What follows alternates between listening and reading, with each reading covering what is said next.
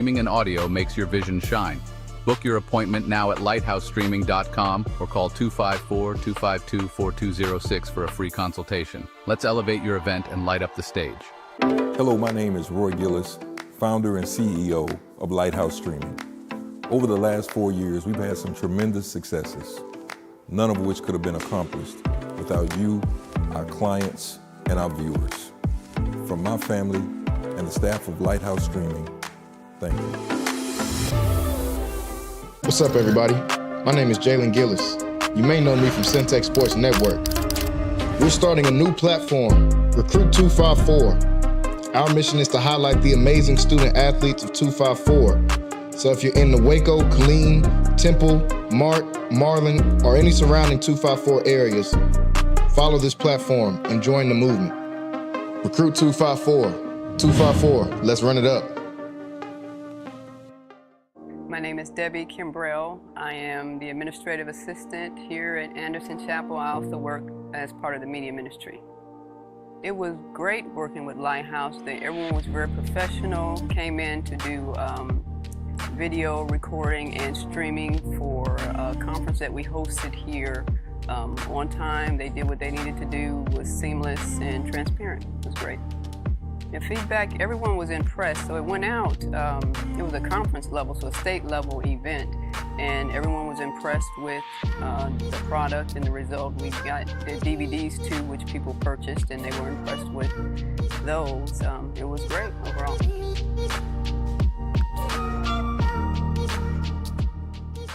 This is why you need Centex Primetime. Jalen Gillis brings the realness. Dive into the heart of sports with the most passionate commentary around. From pro to high school, Jalen's got the insight and energy you crave. Catch all the action weekdays from 5 to 7 p.m. on the Centex Sports Network, only on YouTube. Join the conversation and elevate your sports knowledge with Centex Primetime. Don't miss it. Need video or audio solutions? Lighthouse Streaming, a full-scale media agency, can transform any event. Check this out. We're talking live streaming that's crisp and clear, event audio that hits every note, and church video and audio solutions that'll enhance worship. Corporate events, we got those on lock too. From concerts to conferences, Lighthouse Streaming and audio makes your vision shine.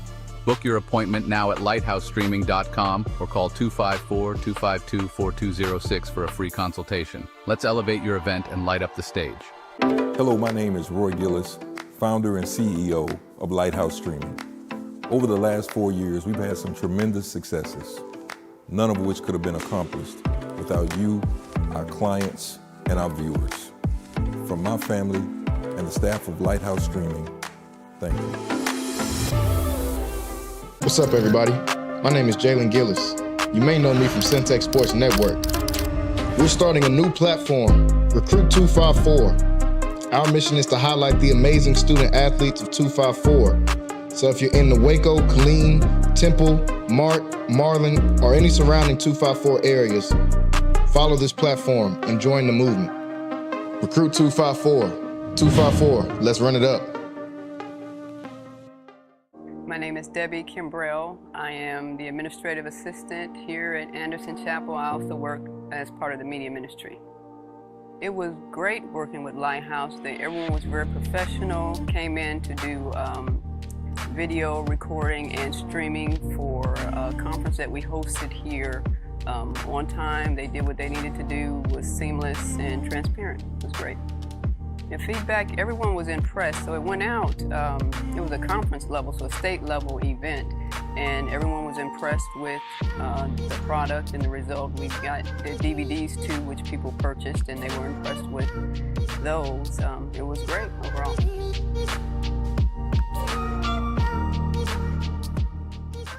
This is why you need Centex Primetime. Jalen Gillis brings the realness. Dive into the heart of sports with the most passionate commentary around. From pro to high school, Jalen's got the insight and energy you crave. Catch all the action weekdays from 5 to 7 p.m. on the Centex Sports Network, only on YouTube. Join the conversation and elevate your sports knowledge with Centex Primetime. Don't miss it. Need video or audio solutions? Lighthouse Streaming, a full-scale media agency, can transform any event. Check this out. We're talking live streaming that's crisp and clear, event audio that hits every note, and church video and audio solutions that'll enhance worship. Corporate events, we got those on lock too. From concerts to conferences, Lighthouse Streaming and Audio makes your vision shine. Book your appointment now at lighthousestreaming.com or call 254-252-4206 for a free consultation. Let's elevate your event and light up the stage. Hello, my name is Roy Gillis, founder and CEO of Lighthouse Streaming. Over the last 4 years, we've had some tremendous successes, none of which could have been accomplished without you, our clients, and our viewers. From my family and the staff of Lighthouse Streaming, thank you. What's up, everybody? My name is Jalen Gillis. You may know me from Centex Sports Network. We're starting a new platform, Recruit 254. Our mission is to highlight the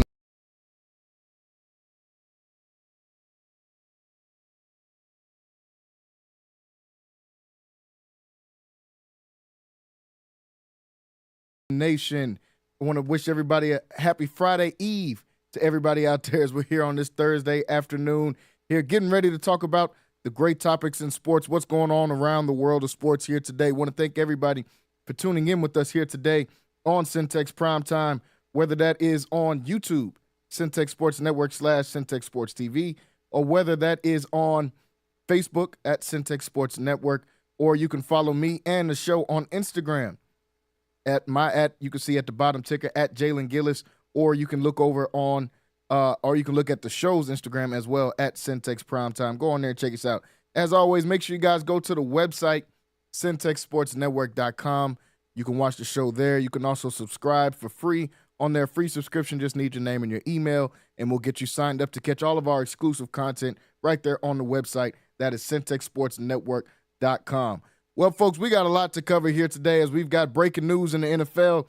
Aaron Rodgers headed to the Pittsburgh Steelers. We got to break that down and talk about that. The NBA Finals start tonight at 7:30.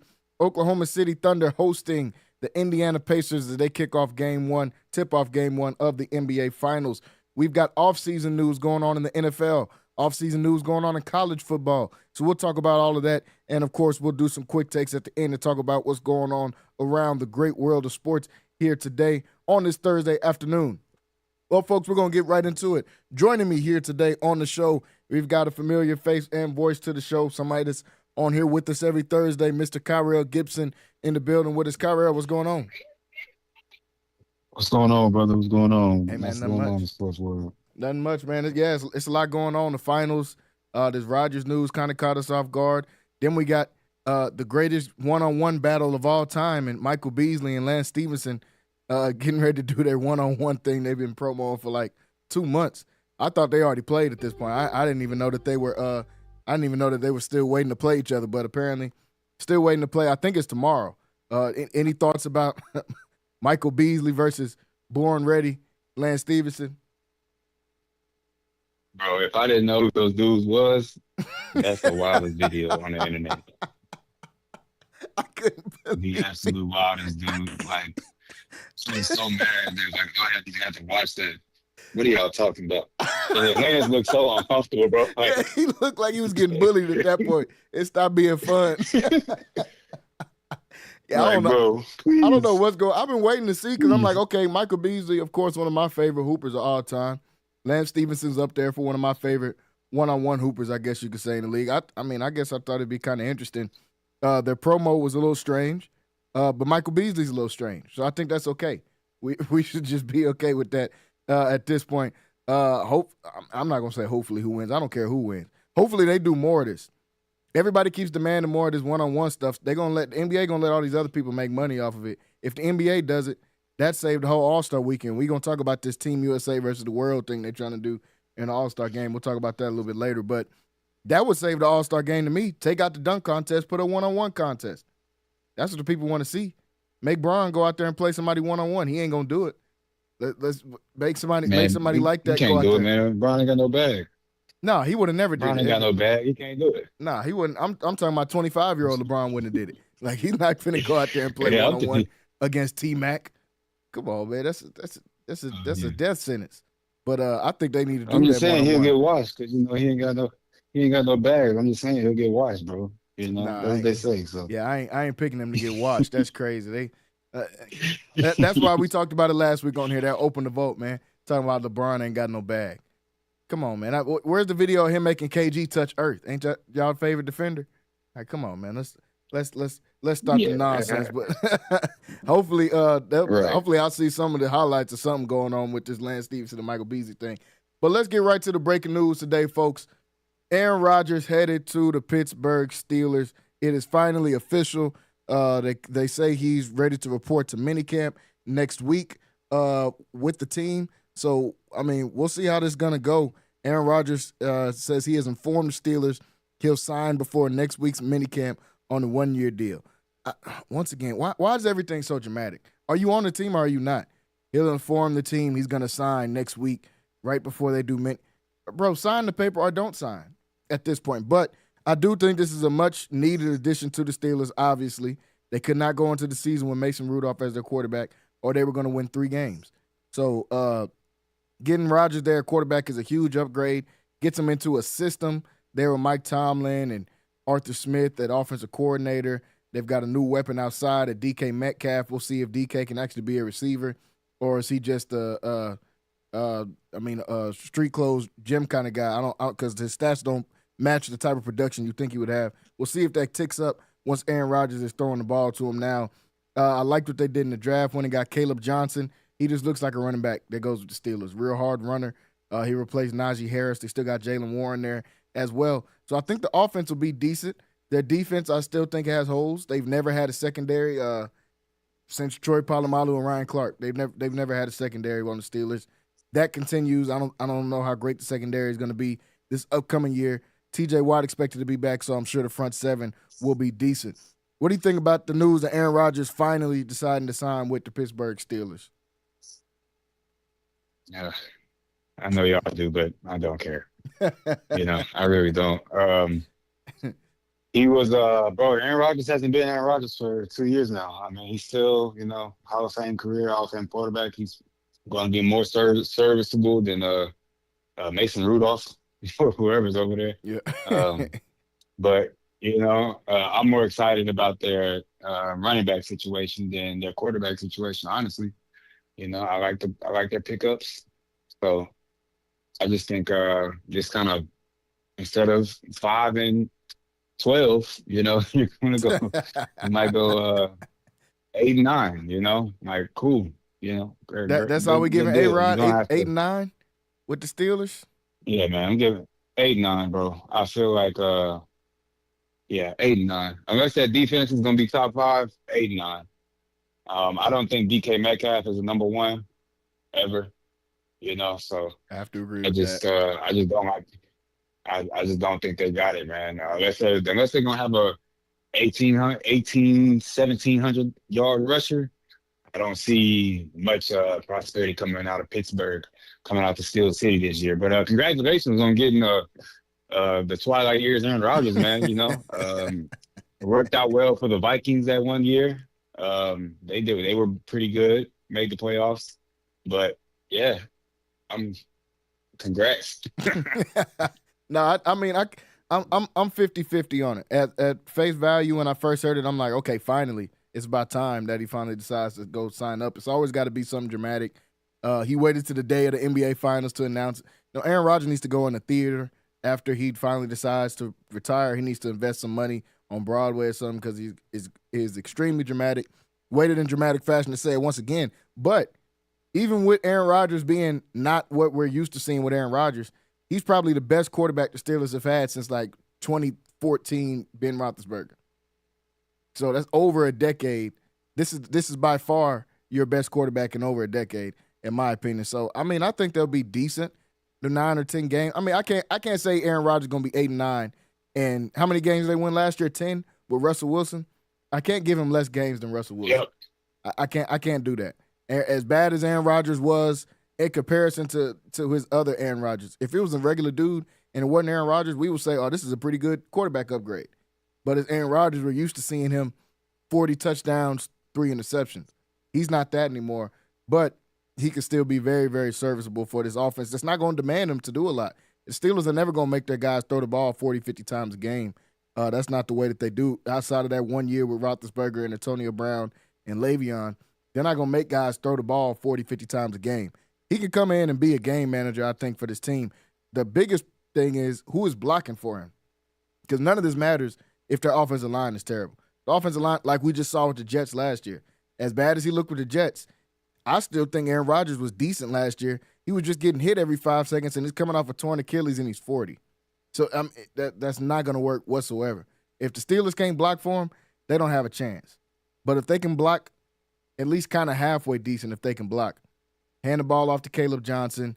Every now and then, DK will score a touchdown every 5 weeks, and then everyone will be happy. Because I'm like you, I don't think DK is a number one. He's never shown to be a number one. He's just first team all gym, and so everybody thinks he's really good at receiver because he's swole. And I don't think it works like that in the NFL. His production has never matched what people's expectations are of him. They said this is like a Megatron type of deal when they got him. I'm like, what were y'all watching? What do y'all watch? DK Metcalf plays like he's 5'6", unfortunately. He plays like he's Wes Welker or something. He's.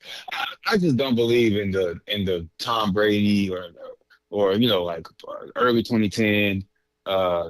Nick, I just don't believe in the nickel and dime offense no more, man. Like I feel like Aaron Rodgers gets rid of the ball very, very fast. And you don't have the players to. I mean, they're mistaken. I can't. I'm really struggling to think of who they have that's like gonna get loose.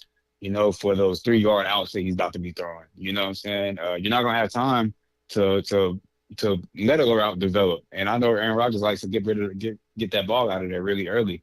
And I just don't think he has the players to really get somebody some burn in open space and do anything. Like I just don't think he has that roster. It's not DK. Yeah, I'm looking at their guys. First off, their offensive line gives me absolutely zero hope. I almost take back everything I said now that I'm looking at their projected starting offensive line. What are they doing? I think Mike Tomlin – I have to go back to what I said a couple weeks ago. I think Mike Tomlin is sabotaging to get out of Pittsburgh because this roster is – this roster is bad. I'm looking at y'all spent money and got Bobby Trees, Robert Woods. He's still in the league. That's y'all's projected. That's who their wiggle guy is going to be that you're talking about. It's supposed to be him. Yeah. DK can only run in a straight line. So we know that it's not going to be him. Calvin Austin is a speed guy. If he's not running a deep post or a 9 route, I haven't seen Calvin Austin do anything. So I don't know who is going to be that, because we know Aaron Rodgers loves that slot receiver. That's been his go-to even when he was good.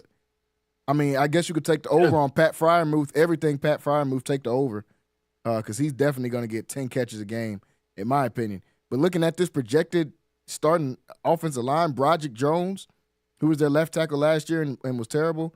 Isaac Samilo, he's probably their best offensive lineman, and he's the guard. He's okay.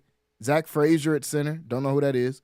Mason McCormick at right guard, don't know who that is. And Troy Fontenot at right tackle. Yeah, I might have to agree with the 8 and 9. I'm familiar. That's I'm gonna have to pull up their PSS, man, or something, because I don't know where to get their stats at, bro. That's bad. But I mean, the defensive side doesn't look too bad. I forgot they went and got Slay to go out there and play corner. He'll be decent. He's obviously not going to lock anybody down, but he's going to be decent opposite side of Joey Porter. They still got Minka. He's one of the best safeties. And then, their linebacker core is decent. Patrick Queen's still there. Alex Highsmith. They drafted Jack Sawyer, see what he can do. Still got Cameron Haywood up front. Their defense will be decent. It's the Steelers. We know their defense will be decent. That offensive line is atrocious, though. Yeah. I really hope that they do something different with that offensive line. Does this change your mind on any way you felt about the Steelers really coming into today for this upcoming season? Yeah, I think Aaron Rodgers gets you 3 to 4 more games, but like I said earlier, man, without the right type of receivers, I don't think he is I don't think he's in the phase of his career where he's going to raise guys' floor. I think he's going to, he's going to need an Elijah Wilson, a Devontae Adams to do anything. He couldn't really do much with them last year. So it's like, I don't really expect much. When you're missing OTAs, you ain't been working with these dudes all summer. You're just going to show up at minicamp and put it all together with Calvin Austin, DK Metcalf, and Robert Woods. Yeah, okay. All right, bro. put TJ Watt at quarterback, bro. Just run the Wildcat or something, bro. Like, I don't know. Yeah, I don't, because this offense, Telling you. I don't know what type of offense they're going for. Like you said, how are they going to match this? That's going to be the biggest deal. How can Arthur Smith match this offense with Aaron Rodgers? Arthur Smith is a guy that a lot of NFL guys are high on. I'm not extremely high on him. I think their offense was decent in Tennessee when he was in Tennessee. Then he got the head coaching job at the Falcons, and their offense was terrible. So, I mean, I don't know how to really judge Arthur Smith. Last year, their offense was mid at best. So I don't know. I'm almost leaning towards, like I said, what I said last week. Mike Tomlin's trying to sabotage and get up out of Pittsburgh. This is not a good looking roster, if you ask me. At least not on the offensive side. Defense is decent. Shout out Trey Sermon. I had no idea Trey Sermon was still in the league. I thought Trey Sermon, it's just random, but I thought he was one of those running backs that was going to be a dog coming out of Oklahoma and out of Ohio State. That has turned out to not be that, but still in the league. Shout out to him. I don't like anything about this offense whatsoever. So the Steelers finally get it done. They go ahead and sign Aaron Rodgers, get him locked down for the year, a 1-year deal with the Pittsburgh Steelers. He gets a matchup on week 1 against his old team. It's the regular dramatics. I think his week 1 matchup is against the Jets and Justin Fields. So Justin Fields will be playing his former team in the Pittsburgh Steelers that let him go. Aaron Rodgers playing his former team in the New York Jets to let him go. Any thoughts about those two teams getting revenge right away to open up the season? Man, I'm hoping. I've always wanted Justin Fields to succeed just because of I don't like I'm any situation I get a chance to beat the narrative of where African American quarterbacks come from, man, and where that kind of stigma that's attached to them. Mm-hmm. As far as passes and everything. So of course I'm gonna be rooting for Justin Fields. I'm gonna hope that he can do something a little bit, make the Steelers regret it a little bit, because he's just a quarterback and a player that I know that. Well, I ain't gonna say I know, but I just feel like if it was he has a situational career. Now you went to the Jets, so I don't know how safe you are trying to revive that because. It's just bad luck there. But hey, I'm thinking that I'm really hoping for a dub in Justin Fields' eyes now. Yeah, I'm rooting for Justin Fields. I feel like he really got a bad shake last year. I go 4-2, and y'all bench me for somebody that we know is washed up. And then once he starts playing bad, you don't even give me the opportunity to come back in and play. So I understand why Justin Fields left. People felt like he should have just stayed. The Steelers, a good situation. I'm leaving too. I can't even trust you. I was 4-2, and you bench me for a guy that can't do anything better than me. They said he stretched the field better. I guess he took more chances, but he also turned the ball over more. He also rushed for less yards. They don't bring those parts up of it as well. And I mean, Justin Fields had a better winning percentage. I know he played less games, but he had a better winning percentage than what Russell Wilson had. So I'm rooting for him. I'm rooting for Aaron Glenn and the Jets. Really, just because it got another black head coach, so I'll be rooting for Aaron Glenn. But their roster has got a lot of holes, too. I don't know who's going to be blocking for Justin Fields.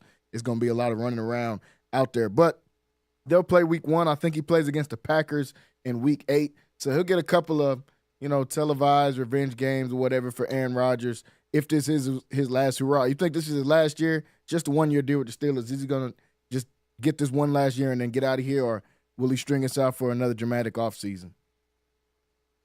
Oh no, bro. After this, he's gonna sign with Joe Rogan, and that's gonna be it. Yeah.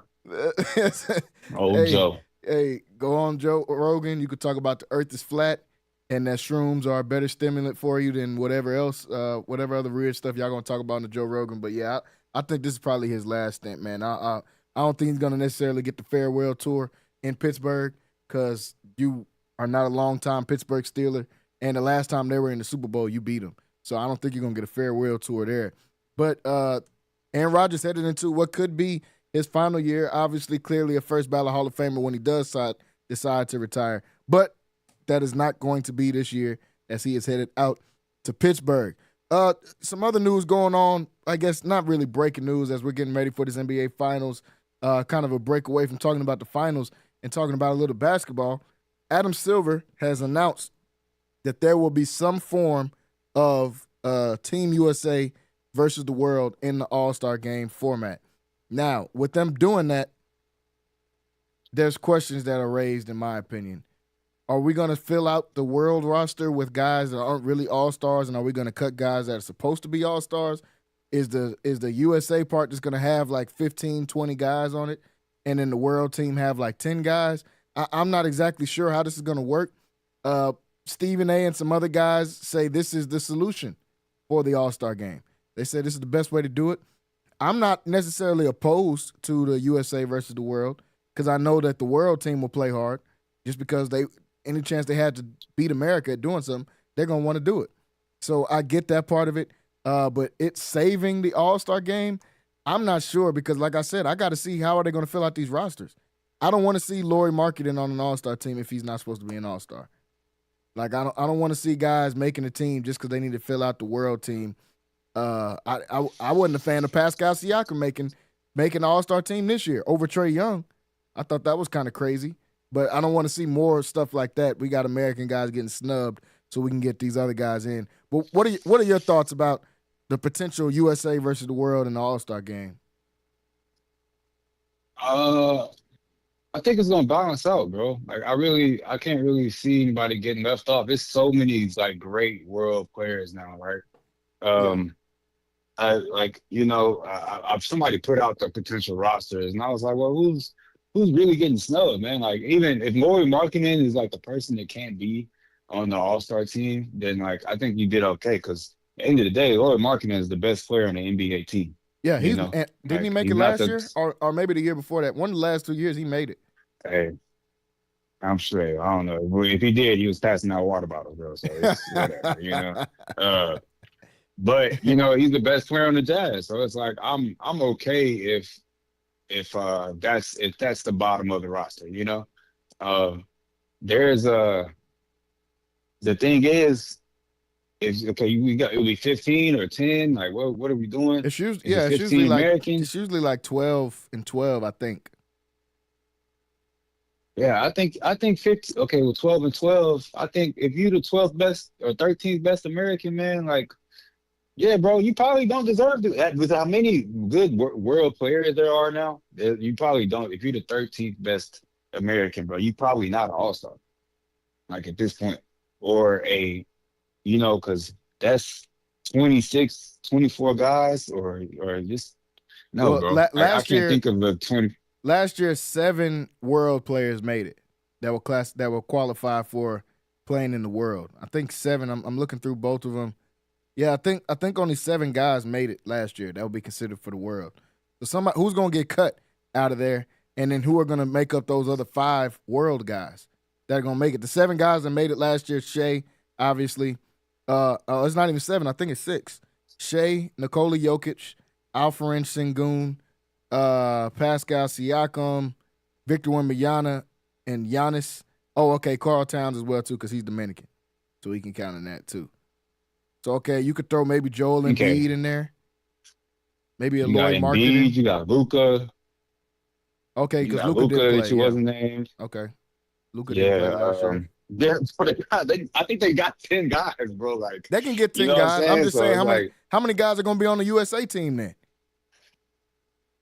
I don't know, bro, because it's not the world players that's getting left off. Because all 10 of them is, especially if Pascal Pascal's the Eastern Conference Finals MVP. You can't say he's not supposed to be on. No, that's fact. They got 10 guys, and they got dibs, bro. Like the way they be playing, the way they run, they got dibs over a lot of these American players. Like who's our American players? Stephen LeBron? I was just going to say the old guys. Tatum ain't playing next year. The old guys. Harden, Tatum not playing Kyrie, AD, LeBron. Yeah, all the old guys that are American. it would be guys like Tyler Hero made it last year. Obviously, he can get left off. But guys like Cade, Darius Garland can get left off. I ain't gonna name him. Jaren Jackson. Those are some of the young guys. Yeah, these are the snubs. These are the snubs, and I don't care, bro. Like if it's Jaren Jackson Jr., like all right, bro. Darius Garland, they nice, bro. They're real nice, but them 10 world players or them 8, 9 world players you just listed, them might be top 15 players, bro. Like every last one of them. probably outside Pascal. But like, bro, it's that deep. This is the shit. I'm glad. This needs to be a wake up call for American sports, bro. We are not. I mean, we really are, because all of these dudes was pretty much playing in America. Like, it wasn't. Yeah, they were born over there, but they went to college in Kentucky, and Shea from Kentucky. Jordan Lee went to Kansas. It's not the same thing. It's like Olajuwon getting counted as a foreign player, bro. He went to Houston. Yeah. But if that's the classification, bro, hey, they beating out a lot of us. Bron ain't here no more. I mean, he is here, but Bron, Steph, bro, they 38, 40. What you want us to do? Put Tyler Hero in there? Cade Cunningham? Okay, bro, he don't have more cachet than them dudes. No. You know what I'm saying? It's just like, bro, we're going to be the underdog. That's what's crazy. That's what I find crazy. Like, yeah, bro, the world team might be favored. You know what I'm saying? They really? might because we're not gonna play hard. They're gonna go out there trying to be too cool. Oh, I mean, we're the America right now. All of our stars are the perfect example of AAU. Every American we gonna name outside of KD and LeBron is gonna be AAU guys that are cool. Tatum, Donovan Mitchell, Anthony. Everyone's gonna want to be cool out there. That's an all-star weekend. We having parties. Everybody's got their own party going tonight. Nah. Bro, if Steph's not out, because I'm not even counting Bron, bro. I ain't gonna lie to you. Like, I'm not counting Bron. It's just like, ain't no telling what's gonna happen with Bron. Like, I feel like he might get, this might be like an honorary, what's his name? Just let's celebrate Bron moment. He might not even play. You know what I'm saying? He's gonna be there. But who's our five though? Excluding Bron, I still think Steph's gonna be out there. But excluding Bron, who's our five? I think I seen it was the five they had was Steph, Ant, KD, Bron, and Anthony Davis for the five. And then the world five that was starting, I'm trying to remember, it was Shea, Luka, Giannis at the three, Jokic, and Wemby. That's ugly. USA gets smacked. Bro, if it was just 5-on-5 with that five. Bro, I'm saying, like, if we have to play hard to avoid getting thrashed. Yeah. Wemby's going to be here next year, bro. Like, I've been saying that every chance I get, bro. This is the last year that we just kind of could get to put Victor Wembanyama on the back burner, bro. It's over with. Oh, yeah, that's over. NBA's making sure of it, too. They don't give them 2 top 10 picks. Making sure of it. They're making sure this is last year. Wemby's going to be sorry. This is the year 28, 8 in like 5 blocks, bro. It's happening. I'm telling you, like, it's happening this year. But, yeah, bro, I think it's enjoyable. I think they're not going to have a choice but to play hard, or they're going to get embarrassed. So I like it, bro. You know what I'm saying? Yeah, I like it. They're going to get forced to play hard, or they're going to get embarrassed. Three of the 5 players on the All NBA first team would be on that world team. If we're looking at the first team All NBA, Donovan Mitchell and Shea in the backcourt, Tatum and Giannis on the wings, and Jokic as the big man. 3 of those guys would be on the world team. So it is for the people that would, oh man, we will kill them. It's always American. Well, nah. And we're not talking about the Olympics. The Olympics, yes, we can still kill any team in the Olympics, but can we do that in a game with all the world guys playing against us? That is yet to be determined. I don't know. And then Cat classifies there too because he's Puerto Rican, so he classifies as the world team too. Yeah, they're gonna be looking in the guy's background. If your daddy Dominican, you're gonna be on the world team, bro. They're not gonna give you a chance. Evan Mobley, he don't want to play. Oh yeah, he ain't gonna want to. Yeah, Evan Mobley, he don't want to play, bro. Evan Mobley looks a little foreign. I don't know what he looks like. I don't know, but something about him's not all the way American. So maybe they'll just stick him. You look like he's from side. Trinidad or something. Somewhere in the West African region. That's where it looks like he's from. I don't know where them dudes got all them 7-foot guys walking around. But yeah, I'm like you. I like it. I think it'll be cool for the NBA to go out there and try this and see if it can make something interesting. I still think they need to do that one-on-one tournament. The dunk contest is over.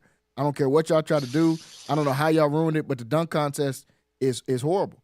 I don't want to see a YouTuber go out there and win the dunk contest anymore. I didn't know Matt McClung was in the NBA still. He's still coming out there in the South Dakota Stars jersey or whatever G League team that he plays for. They don't even give him an NBA jersey when he goes out there to compete in the dunk contest. We don't want to see that anymore.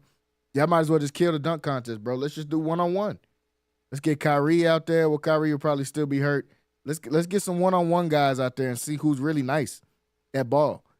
Let's go out there, no fouls. Yeah. Let's see Jalen Brunson lose 10-1 against anybody because there's not going to be any fouls called. Let's see something like that go out there and happen, and see who actually got a bag. Because I don't even think it'll be any of the All-Stars that'll really win the one-on-one competition, honestly, if they did the one-on-one, outside of maybe KD or something. But like, no, I don't see Giannis winning the one-on-one tournament unless he's going to start backing people down the whole time. I don't see a guy like Anthony Edwards winning the one-on-one. Bro. Yeah, it's got to be 3 dribbles. It's got to be a 3 dribbles. Yeah, I agree. I'm not putting Giannis out there. Yeah, he take 9 dribbles on a free throw. I'd hate to see what he do with a shot clock and one-on-one. That man will take 45 dribbles. But, yeah, I put James Harden out there, man, and Cade Cunningham and some of these guys like that and see who really got a bag. I think that'll be way more interesting than them going out there and still doing a dunk contest. Stephen A. Smith said, if this does not work, I think you're going to see the NBA do away with All-Star Weekend, and this era of players will forever be stained for the rest of their lives because All-Star Weekend was banished because of their lack of effort. Kevin Durant quote tweeted it and said, very dramatic. And I definitely agree with Kevin Durant. They're going to ban it, and there's going to be a stain. I think every time Stephen A. talks at this point, he's trying to find an angle to throw some type of slight at LeBron. He even started it today when I was watching First Take for probably the first 10 minutes. He was about to start with guys don't play hard in this All-Star game, and it's really some of these guys' fault. And Jay Williams on the show, he was just like, oh, my God, here you go, finna start about something with LeBron. Because it is. He tries to find any angle he can. What era are we putting LeBron in? Stop. I hate that he keeps trying to, this era of players, it starts with LeBron. LeBron's era is 2003. LeBron's era is Kobe, Shaq, Tim Duncan, Kevin Garnett.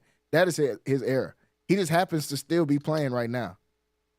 So I hate when they do the lumping them into this era of players, this new age era. Like him and Trae Young are not the same era, even though they play at the same time right now. Like can we please put some separation in there? Because he already wants. There's going to forever be a stain on this group of players. What group? Who is the group? Like who are we putting in there? I'm not putting Steph Curry and Cade Cunningham in the same bucket as an era. They're not the same era. They just both still happen to be playing right now. Just like Michael Jordan was not Kobe's era. They just happen to keep playing at the same time. Like I hate that they do that. But what do you think about Kevin Durant calling what Stephen A. said extremely dramatic?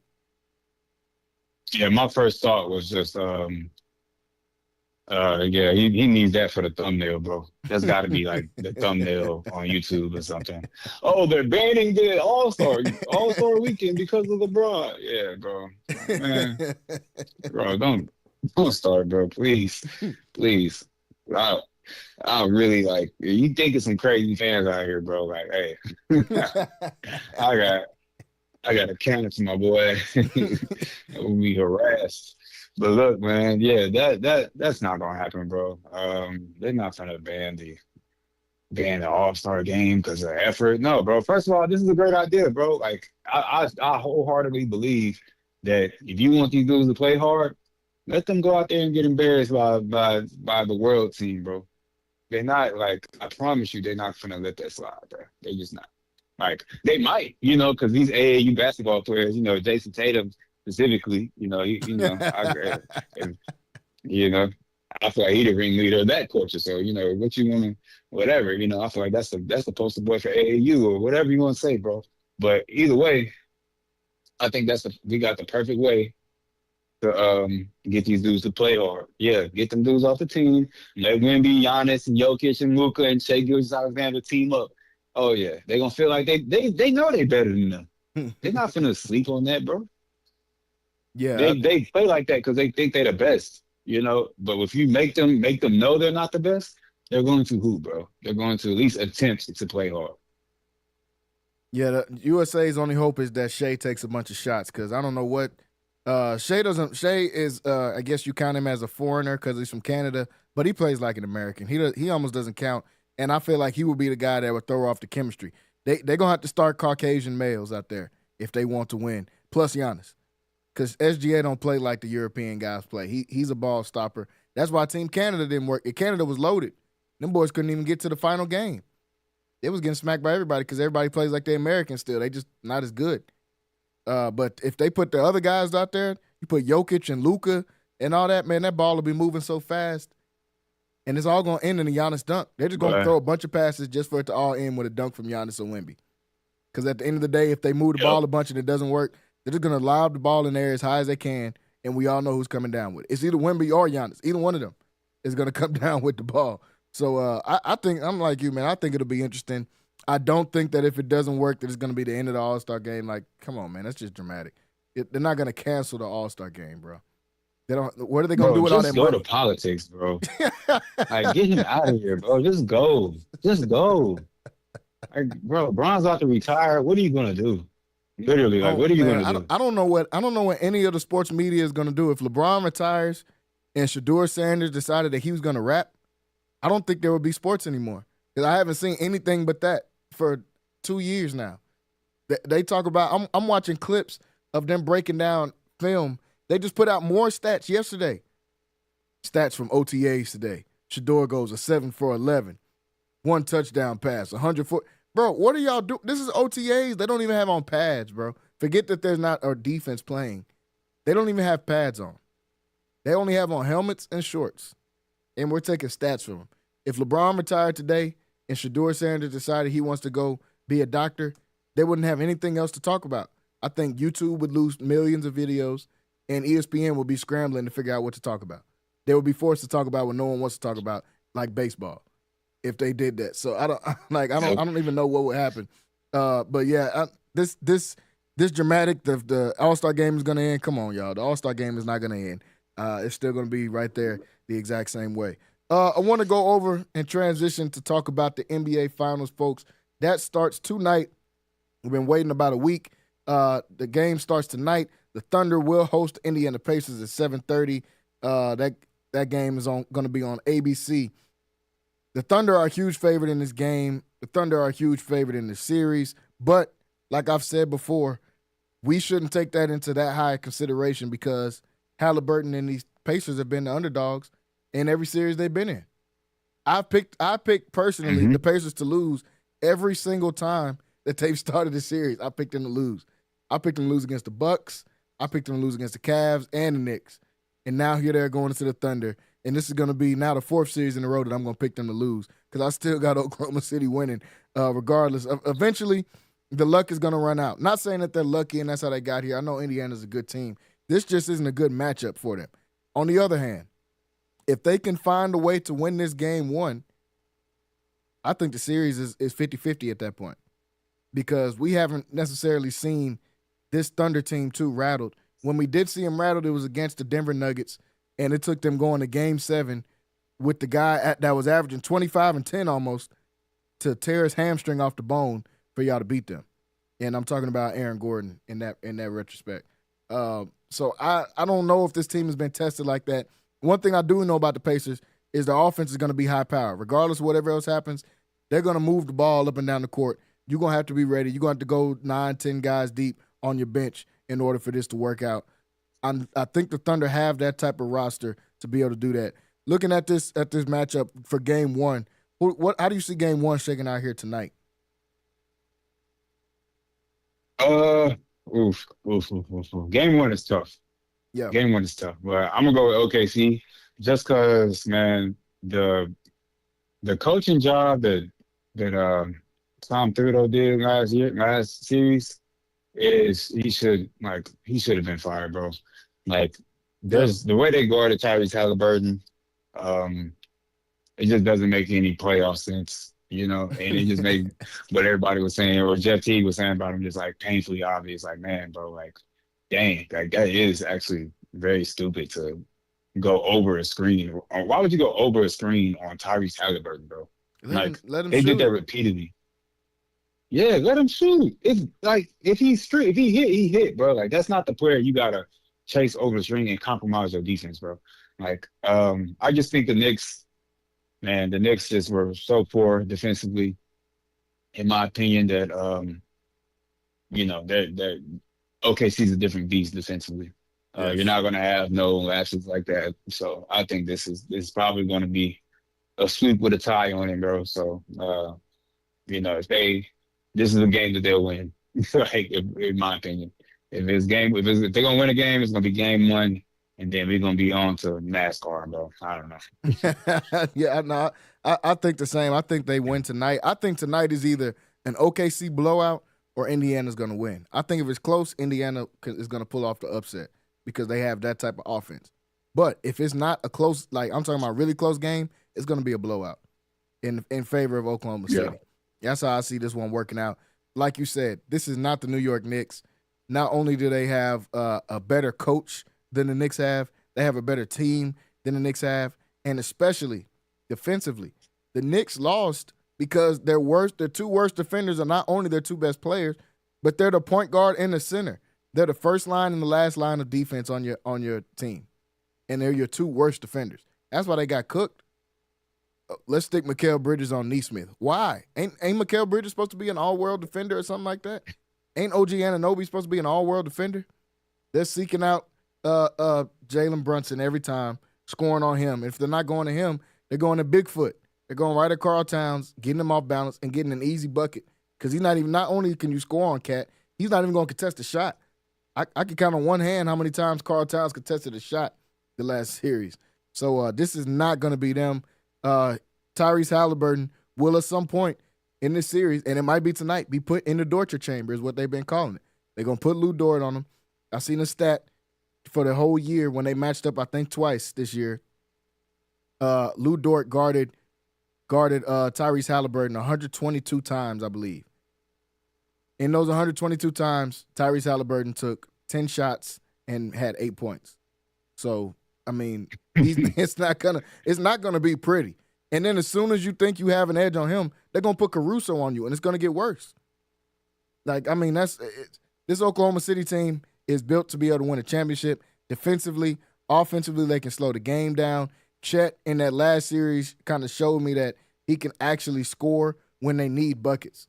All up until then, last year and in the first part of this playoffs, Chet was just kind of scoring when they could score. In that last series, when they needed a bucket, I saw them go to Chet and him go get a bucket. That's huge in the development of the Thunder.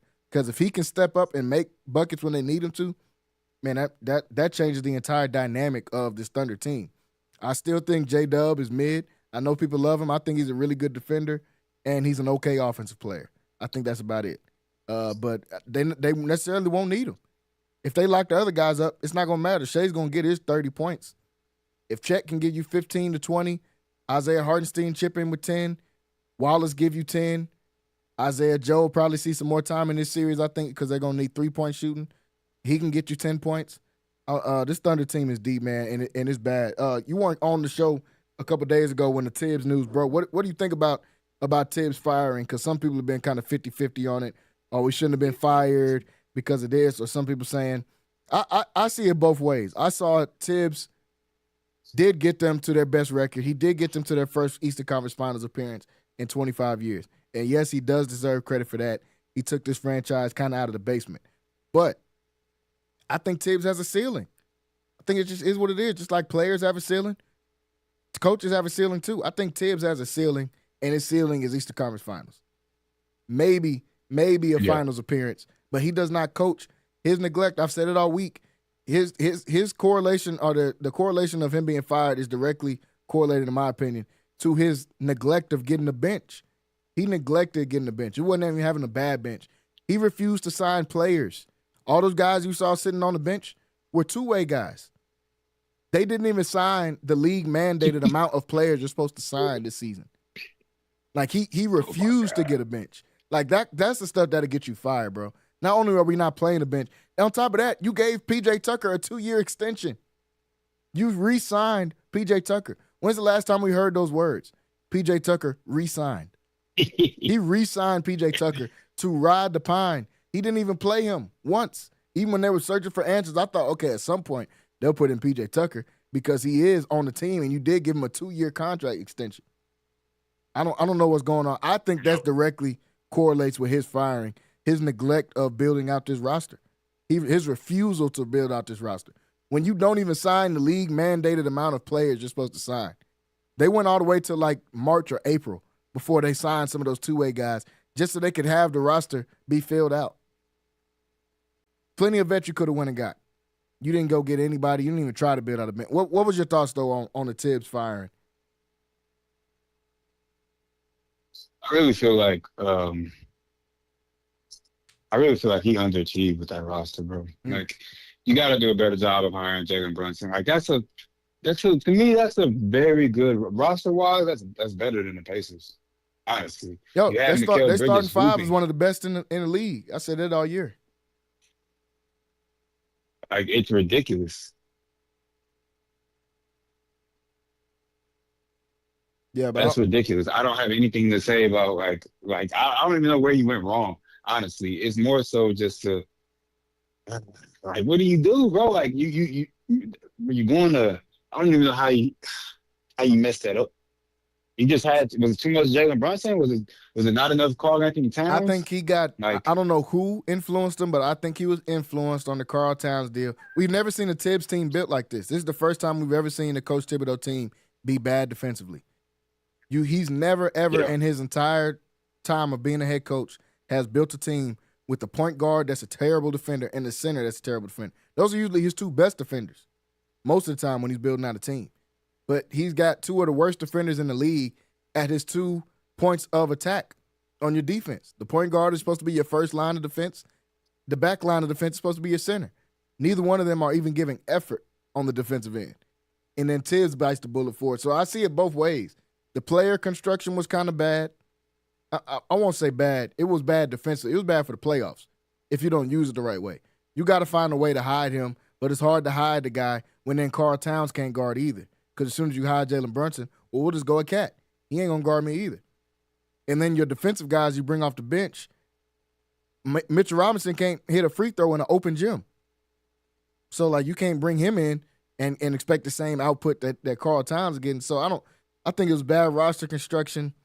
I think the Towns move was kind of a lateral move with them moving off Julius Randle. Yeah, he gives you some more offense, but he gives you less toughness and he gives you way less defense. And it makes you have to play him at the 5 because you put him at the 4. Now you got to move and transition. And you've seen the Pacers. That Game 6 game was a disgrace for them. It was a layup line. I've never seen teams get consistent layups in a playoff game, much less the Eastern Conference Finals.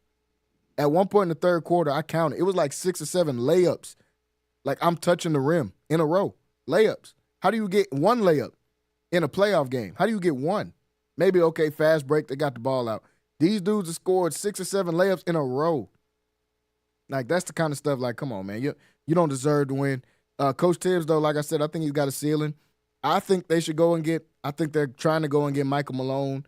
There's other coaches that have been linked to him. Jay Wright, who was the coach of Villanova when Brunson and Hart and all those guys were there and they won championships. They've linked Rick Pitino, who's the coach of St. John's. We know a New Yorker as well with him. I don't know how exactly that'll work because this is not college. I watched their little behind-the-scenes thing they had at St. John's this year, and you just telling guys you'll never make the league and you guys really suck, you're better than you. That don't work in the league, bro. This dude's making $300 million. They'll tune you out very quickly. And then, obviously, I think Mark Jackson should be in that coaching search as well, too. Who do you think they're going to go and get without it being a bad firing? Because you get the wrong coach, then it's a bad firing with Tibbs. You get the right coach, then everybody thinks you're a genius. Yeah, I don't like it, man, but everybody wants to, I don't know if you've heard, but people are talking about Jason Kidd, That's been in the news cycle. Like, he might. So, I think he's a great manager of NBA players. He'd be respected because he's a champion, been to multiple things, Yeah. championships, and accomplished multiple things. He's a Hall of Famer, one of the GOAT PGs. Facts. Like, I would hate to see him go from Dallas, but I kind of feel like if it's like a trade, I don't really feel like we need a Jason Kidd anymore. I think now it's gonna be like, yeah, just go hoop. I think that relationship is sour too. Yeah, I agree with that. But I feel like Jason Kidd might be the only person that I really see. I also like the Rick Pitino angle for the Villanova guys, just because that type of school and type of program they come from, they might be more acceptable to a Rick Pitino or a college coach like Rick Pitino. But outside of that, I really don't see too many options unless you're just gonna give a guy his first really chance. Yeah, it's tough. It's tough. I think going and getting a Mike Malone would be my favorite coaching hire. I like the Jason Kidd one. If they find a way to pull that off, I think that'll be cool because obviously Jason Kidd, like you said, one of the best point guards ever, one of the best defensive point guards ever too. So he can find ways to help hide Jalen Brunson, and he's had to do it. He's had to hide Luka. He's had to hide Brunson. He knows how to do all of that anyway. Problem with the Knicks is that there's two major problems with the Knicks and why they didn't go. Because at the end of the day, they went to Game 6 in the Eastern Conference Finals. It's not like they lost in the first round of the playoffs. They went to Game 6 in the Eastern Conference Finals. If they had a six-man off the bench, that could be some instant offense. That can be 15 to 20 points. A Jason Terry, a Lou Williams, or somebody like that that can just come in and score buckets. A Jamal Crawford. If they can find a way to have that, I think they would be in the finals. And then if they just weren't so soft, their team is soft. The team is soft, man. Jalen Brunson flops every 5 seconds. Karl Towns is soft. Mikal Bridges is weird. OG Anunoby, I mean, he's cool, but he can only do so much. Josh Hart is a tough guy, I guess, but Josh Hart can't dribble between his legs. So it's like it's only going to get you so far. Like I don't necessarily know if Tibbs is the problem. That's why I said I see it from both sides. I get them firing it because Tibbs has a ceiling. But if you hire the wrong guy, if you go get a first-time head coach, somebody like that, or if you get a guy that I never thought was good, and that in his last firing, like a Taylor Jenkins, who got fired from the Grizzlies, that people were linking to them too. I don't think it'll be a good move, man. But I mean, the Knicks, we'll see. It's going to be a long offseason for them. I seen on Instagram the Knicks were on cam, living it up, having a great time after being eliminated from the playoffs. They got bottle service. PJ Tucker looks drunk as usual. The whole team is in there. Looks like they're having a good old time, man. What do you think about them all linking up together after the playoffs and still, going to party? Then they had a sign that came out when the Bottle Girls came out that said Finals 2026. Not happening, bro. First of all, I don't mean, who knows, bro? Jason Tatum be out. Giannis might not be in the East no more. East They is going to might be go so back, weak bro. next year. But so weak. It won't be because y'all are good. Trust me, that won't be the case. Somebody has to go. That's the only reason that y'all will be there. But yeah, man, it sounds like a team that overachieved. That didn't expect to be there to begin with. Because if you expected to be there and you lost, you'd be disappointed. You wouldn't be clubbing like that. You're excited that you got made it that far. So you weren't supposed to be there. So let me just you're not you're done, bro. Like I'm not trying to congratulate y'all for a job well done or condemn them for doing like they doing what anybody else would do. Yeah. Anybody else that wasn't supposed to be there. Let's go have a party. We made it. Eastern Conference Finals. We know we're going to the finals next year. I'm agreeing with you. Right. That's not happening. I don't think they're getting to the finals. I think we overinflated how good the Knicks were, and we undervalued how good the Pacers were. I think that's really what happened. I think the Pacers are a lot better than what myself and other people gave them credit for. I think the Knicks were way overinflated, just like every big market team is. If the Lakers are good, we think they're the best. This is the best team ever. If the Knicks are good, this is the best Knicks team we've ever seen. It just gets overinflated because they're in a big market. I think, honestly, the Knicks just weren't that good. If coming off your bench is Mitchell Robinson and Miles McBride, and those are the only two guys playing, you're not good, bro. You're not a good team. That just is what it is. You got Josh Hart in there who couldn't score 30 if you put him out there against high schoolers. Like it's not gonna work, man. So I don't see this team getting back to the finals. But like you said, the East is gonna be. I almost don't even want to watch the East next year. It's gonna be so weak. I'm mad about how weak the East was this year. I'm still mad that the Miami Heat made the playoffs and they didn't win 40 games. They didn't win 40 games. You didn't win half of your games. Yeah, that's absolutely atrocious. That should never. At no point should that ever happen. That's like us seeing a 6-10 team in the playoffs in football. Like that should never happen. Absolutely atrocious. They won 37 games, and Tyler Hero is their best player. Like I don't, and they might be a 5th seed or something next year. I don't know what's going to happen in the East. The East is going to be pretty bad next year. But like I said, folks, the finals coming on tonight. Pacers versus the Thunder. is the new blueprint now for teams going away from the super teams and just having kind of 1 or 2 stars and having some depth on your team, maybe just 1 star, because the only star on Oklahoma City is Shai Gilgeous-Alexander. The only real star is probably Halliburton. Siakam is an all-star, but he's not a star. He's a really good – he's an all-star that's like a great role player almost. He can get you 18 to 20 points, 6 to 7 rebounds, a guy like that. But Halliburton's probably the only real star on the team. Is this the new blueprint now for teams? We know the league is a copycat league. Or you think they're going to stray away from the big threes, especially after seeing this KD having another big 3 collapse out there in Phoenix? Yeah, I don't know, bro. I think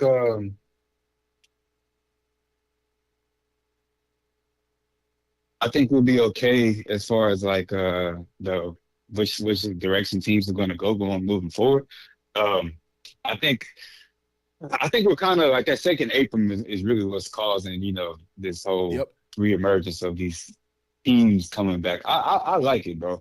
Another thing, and I know it don't got nothing to do with basketball, but another thing is just the fact that the teams that made it are the fans that actually put on the t-shirts in the game, bro, or at the game. Yeah. Like that's a good thing, bro. You know what I'm saying? So I think just big threes are probably dead. Dallas is probably going to do something like that.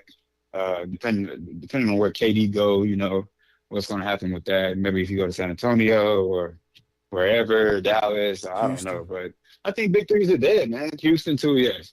I think big threes are dead, and I'll be happy, but I'm not happy about the entire the whole idea, of Bron's name being attached to it, bro, because like he literally didn't start it, bro. It's like I don't like that, It's so crazy. Man, they gonna blame this dude. I hope we don't go to war or nothing in America, man, because they're gonna say LeBron teamed up with Obama and they made it. Like everything is LeBron's fault. If we look on there, it's his fault that the All-Star game is bad.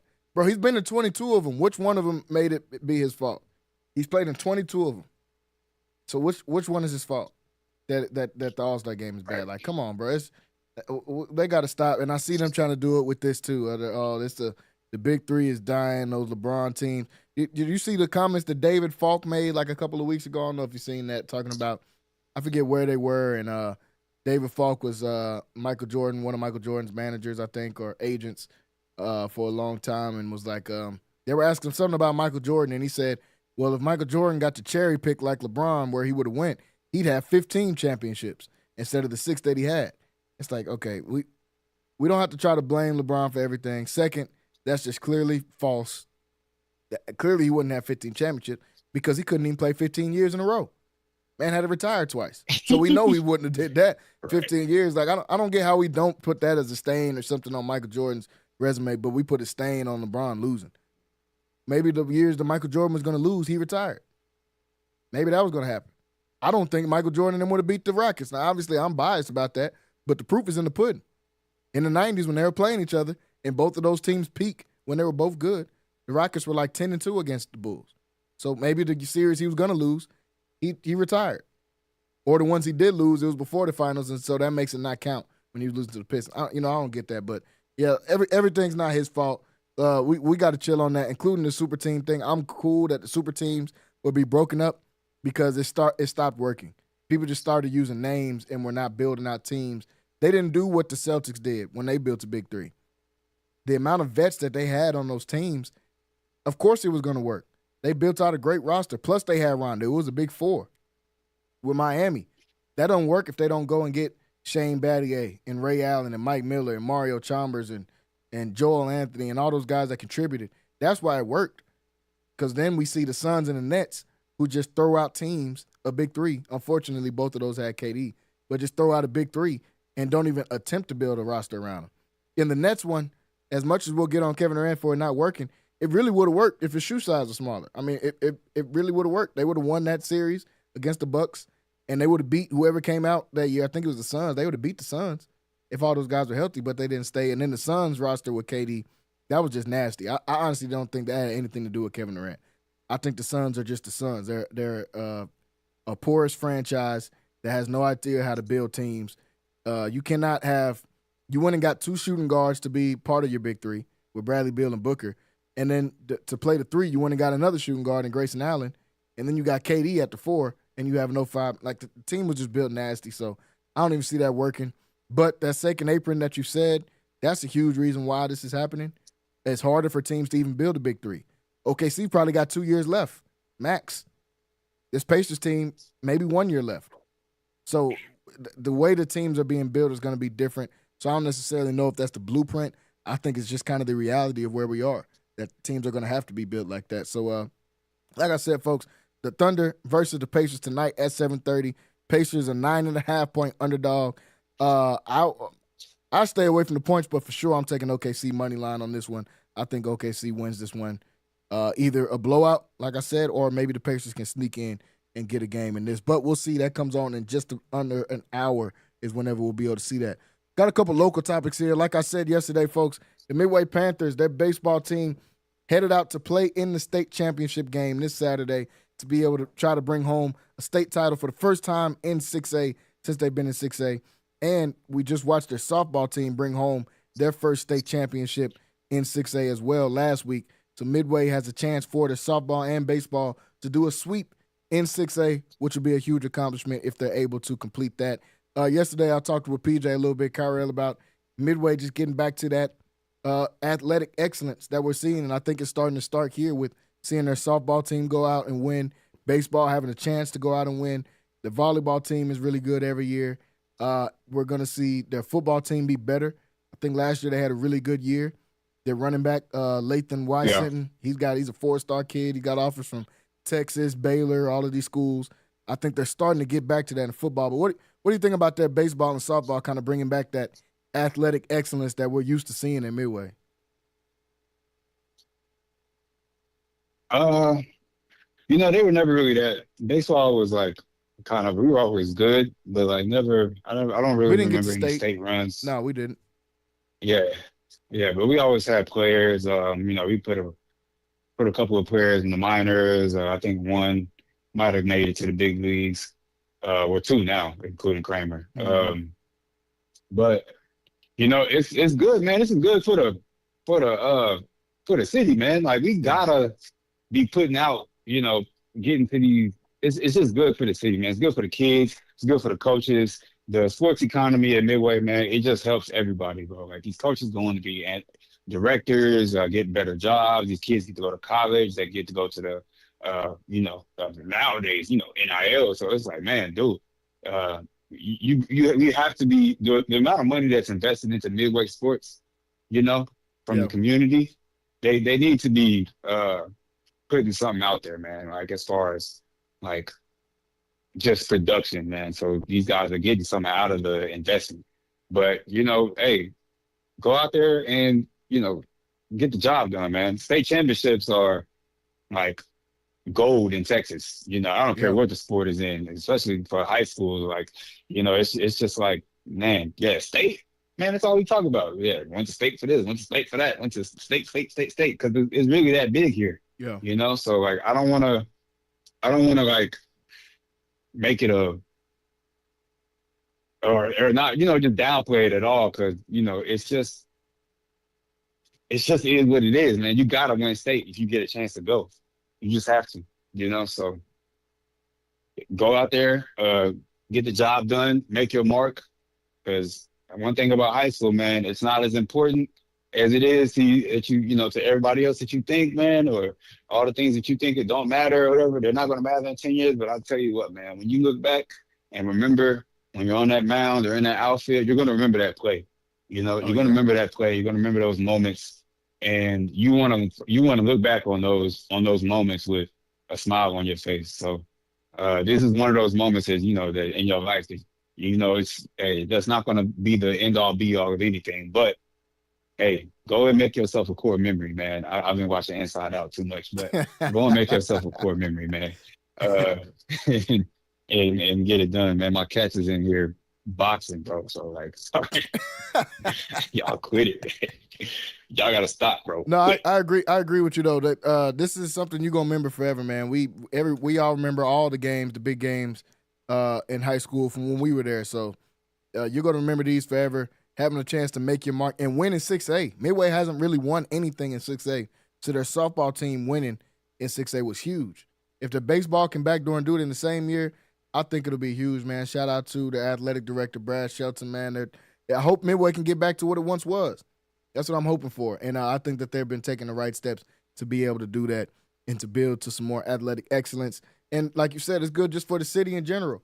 We root for all the Waco teams that go to state. Robinson just won state in softball as well. We were rooting for them.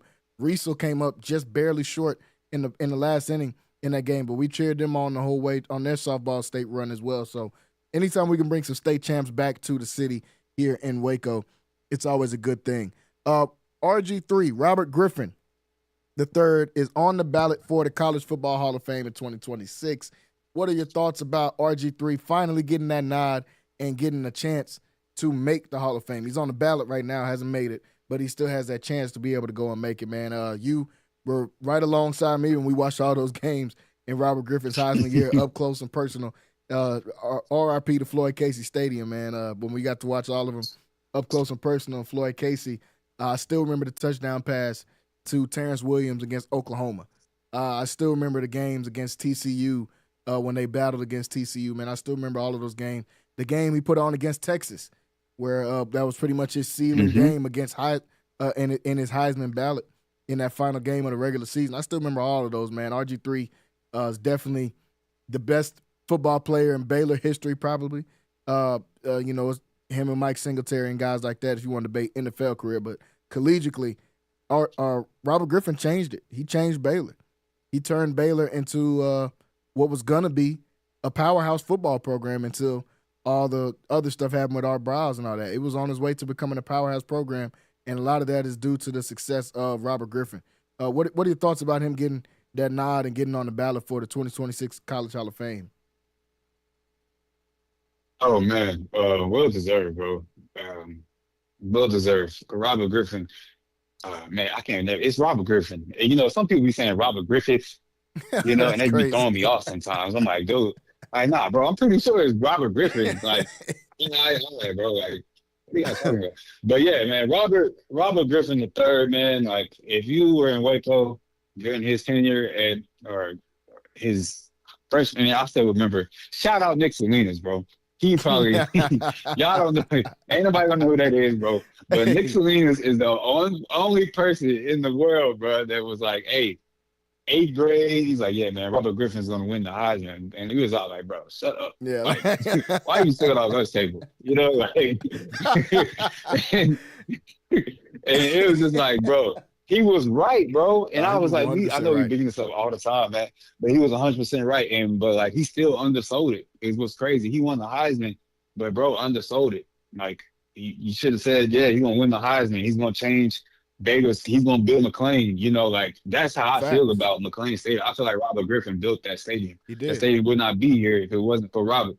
That season, that Heisman season was probably the most magical, like, football season I've witnessed, probably outside of like Cam Newton, man. But the amount of what is it called, man? What was it called like when a game was like classic or whatever back in college football when it was coming up, man? It was like those ESPN just classics. instant classics, I guess. They used to put them on the next day, the ESPN classics. Yeah, man. Dude, I got on ESPN twice because of this dude, man. Facts. Like, hey, somebody that roached their way into the Baylor game, bro. Like, you know what I'm saying? Like, I was on ESPN. It's crazy.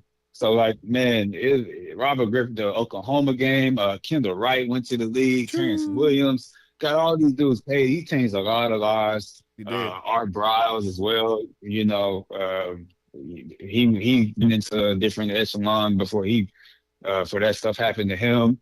Yeah. And then 5 stars, man. Baylor was not getting 5-star recruits. They probably weren't even getting 4 stars. Robert Griffin was a 3-star. No. If I'm not mistaken. Yeah, Robert Griffin was a 3-star. That's why I give the people that changed that era, Robert Griffin is up there, probably number 1, but right behind him, I got Ahmad. Ahmad was the highest ranked player to ever go to Baylor.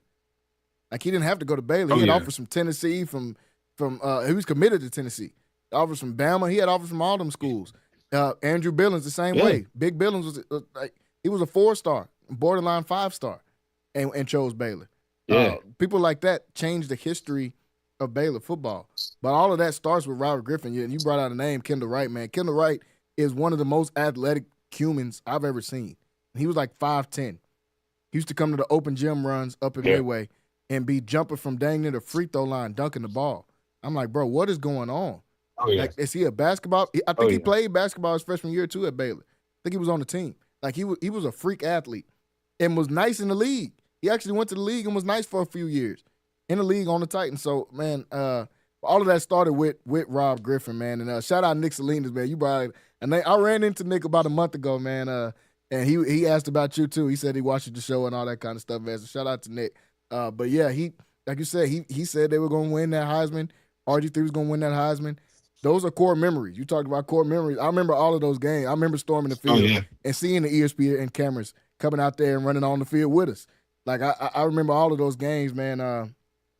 Like I said, the touchdown to Terrence Williams, still had Kendall Wright, Tevin Reese, all of those dudes. Levi was young on the squad. Like I remember all of those games, man. McLean 100% is the stadium that Robert Griffin built.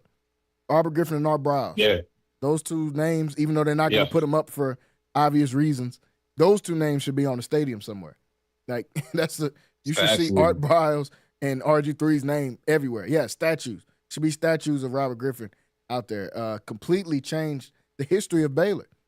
Baylor, if that never happened, Baylor would be like Wake Forest football or something. Like a team that you never think about ever in football. Even if they had a decent year one year, you would never think about them. He changed that for Baylor, man. So shout out Robert Griffin.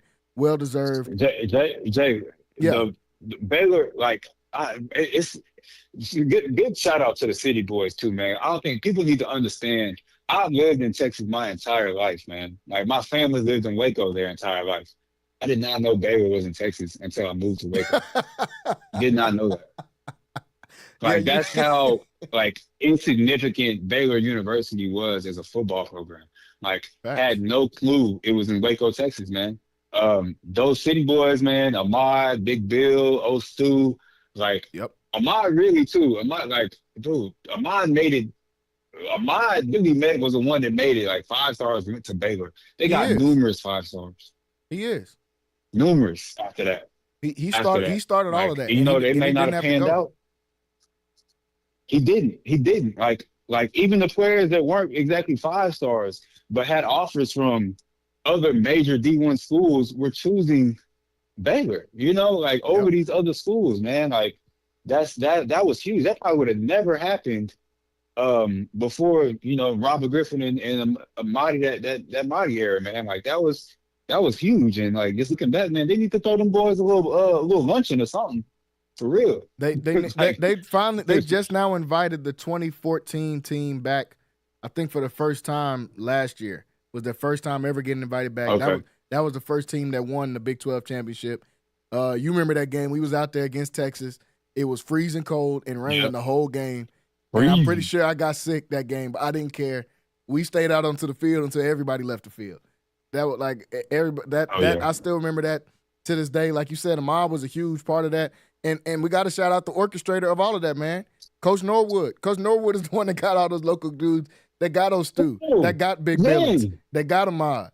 He got all of them, so he's just as deserving of some credit as some of these other guys when we talk about Baylor, man. He recruited all of those guys. All those main guys we just talked about, Coach Norwood was their main recruiter. How do we know? Because we were at his house all the time, and we seen those guys over there. So we know who was the main guy recruiting. We had to go to those dinners and those games with Big Billings and with all these other dudes while Coach Norwood is recruiting, and we just kind of roaching along. So we get it. He's just as deserving. We was over there so much, man. This dude had us picking up poop in his yard, man. Like his dog, man. It was crazy, man. But hey, shout out Coach Norwood, man. You want to talk about cool? You want to talk about cool? Man. Just flat out being cool. Them dudes did not come. You know, Coach Norwood was a great coach, man. But one thing I would say, he was probably just one of the coolest people, and I know that's what played a role into getting all these dudes to go to Baylor. Yeah. You know, both sides. You know, like it was just he was just one of those guys, one of those men, you know, one of those adults in your life that was just like, nah, bro, like he's just cool, man. Like what they like, or yeah, man, Coach Norwood, he got everything straight and narrow, bro. Straight and narrow. Family, football, whatever. Like hey man, when I'm 50, That's what I want to do, bro, right there. No, for So real. shout out to Norwood, man. No, facts. Definitely. Yeah, he at TCU, man. We Always got to get to love, one of man. them games. Yeah, definitely. I Got just to. talked to Zach. I Yeah, we just got to talked to Zach, we got to man. get So to he one of was the like, games. "Yeah, let's Definitely, go." man. Yeah, whenever Baylor play TCU, we can need to hook that up again. See, I knew we wasn't gonna be too far. Once Coach Kaz got to TCU, I said, man, Coach Oh Norwood yeah, he ain't gonna be too far behind, man. A couple years later now, all of a sudden, we see Coach Norwood up there, man. But shout out to them, and getting shout out to Coach Norwood getting to a better situation because UCLA was kind of all over the place last year, so he's in a better situation now. Folks, we got some quick takes before we get off the show here. Got a few minutes left here on the show. One of them. Vasily Lomachenko. Now, I know most of y'all don't know him, but if you're a boxing fan, you know this name. Vasily Lomachenko finally decides to retire, man. Job well done on a career. If you don't know him, he was the boogeyman of the lightweight division. Literally all y'all favorite boxers ran from this guy for like 5 years, 5 or 6 years. Devin Haney, Tank Davis, Shakur Stevenson, everybody. They ran, sprinted with their knees up to chest, ran from this guy for like 5 or 6 years. One of the best boxers I've ever seen. He doesn't get that big name recognition because he didn't come to America to start fighting professionally until he was probably like 30. Kind of like a lot of those dudes did. Handed out fades. He lost to Teofimo Lopez in a fight he shouldn't have lost. He fought with a broken hand and still didn't get hit. But I guess Teofimo landed a couple more punches, so they gave him the win. He fought Devin Haney and beat Devin Haney like every single round, but somehow Devin Haney won, only to get knocked out by a YouTuber a year later. So we know that Devin Haney shouldn't have beat him. Lomachenko was that dude, man. If y'all haven't watched, just look up Vasily Lomachenko highlights. One of the best boxers, like I said, that I've ever seen. Finally decides to retire because still nobody wants to fight him, even though he's 40 years old. This dude was preparing for a fight 3 years ago. Stopped preparing for a fight and went and fought in the war in Ukraine. When Russia invaded Ukraine a couple years ago, this man stopped preparing for his fight to go fight in a war. Built different, man. Lomachenko, one of the GOATs. Yes, bro. Lomachenko is one of the GOATs. If y'all haven't watched none of his highlights, please go and watch Vasily Lomachenko, one of the greats. Any thoughts about Lomachenko finally hanging the gloves up? I didn't know he was Ukrainian. Yes, bro. I know Ali didn't. I know Ali didn't fight, but it sounded like that's some Ukrainian like Ali. He was fought in the war. Are you crazy? Stopped mid-training to go fight in the war. That's nuts. Shout out Lomachenko, man. I remember the day. I still remember Jalen. Jalen put me on the Lomachenko. Was it you or Jaren? One of y'all. Yeah, either him too, because he was a fan of him too. Either one. But either way, the Gillis family put me on the Lomachenko. And in between Mayweather and Canelo, in between Mayweather and Tank, my favorite fighter was Lomachenko as well. And the way those last two losses went for him, man, broke my heart because he was supposed to be up there in the echelons of like one of the greatest fighters, and he still is, obviously. But he was supposed to his vision was supposed to be even larger. Some robberies happened. I think the Devin Haney fight was an absolute robbery. Teofimo probably as well, but I might be a little biased. But this dude had it all, man. Like this was like Ukrainian Sugar Ray to me, bro. Like he had swag. He was that tough, and these dudes was running, like literally running, would not fight him. Tank Davis would not fight him. Y'all talk all this stuff about Tank nowadays and Tank this, Tank that. He did not want to fight him. They wouldn't say his name in interviews. People would ask about him, and they would call him the other guy. They wouldn't even say his name.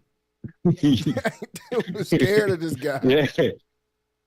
Hey, anybody just go sign up to go to war in 2025? Oh yeah, bro. Yeah, you're right. You shouldn't be saying his name, all right? Because there's levels to this. Hey, it's deeper than boxing now. Yeah, he might be the boogeyman for real. So yeah, shout out Lomachenko, man. I just stopped calling him Vaseline Lomachenko like 3 years ago. But I always, just said Loma. Yeah, I call him Loma. It was always too long. But yeah, man, that dude, please educate yourselves. If you ever find yourself going down a rabbit hole in boxing, do not skip over Loma's highlight tape. It's nasty.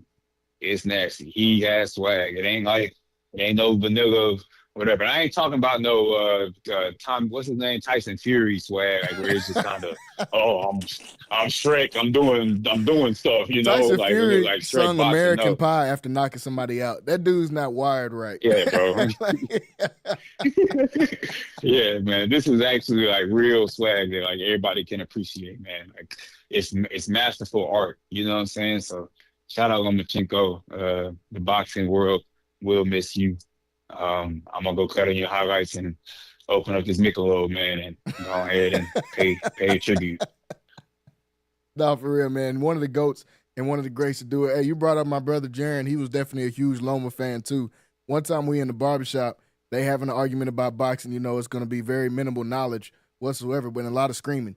And Jaren is a very passionate debater. He brought up Lomachenko in there when they started talking about great fighters.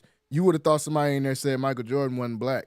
Like the way that everybody turned up collectively to turn on this man in a 30v1. Like, who? I don't even know. I can't even say the name that you just said. I don't know who that is, but yeah. Shout out Lomachenko, man. That was a funny Lomachenko moment for me because the whole barbershop turned around in collective confusion just for him saying his name. But a career well deserved for Lomachenko. Colts quarterback Anthony Richardson sustains a shoulder injury in minicamp. Says right now he's projected to maybe come back for the start of training camp. Is it time to go ahead and just hang up this Anthony Richardson thing, man? I've been saying it already for like the last month or so. As soon as they signed Daniel Jones, I said Anthony Richardson's not playing next year. He might play a couple of games.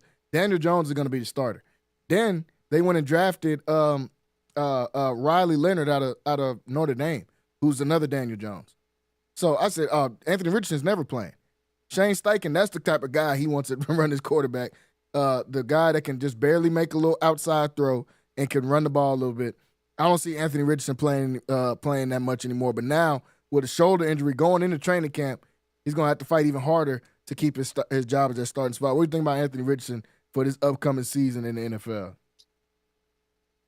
Hey, man, if you play any sport, I don't care if it's professional or for leisure or just, high school, whatever, man. Hey, when somebody's in danger of losing that spot, things start to hurt a little bit. Yep. You got to end up in that training room a little bit more often. Yep.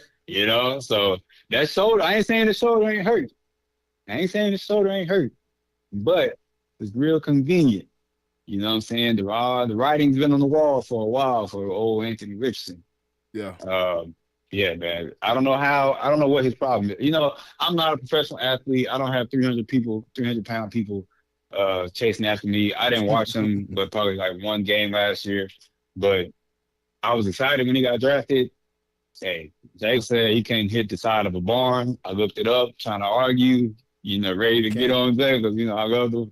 Bruh, he can't hit the side of a barn, man. Like I love him as a coach quarterback, man, because my Texans get 2 wins a year. But that's the only reason I watch him, because he's in our division. The dude is like, he's a really bad quarterback. It's no really other way to say it. He's just bad at quarterback. He's just not a good quarterback. Phenomenal athlete. I think they should move him to tight end or receiver or something. Do something with the ball. It just don't need to be throwing it.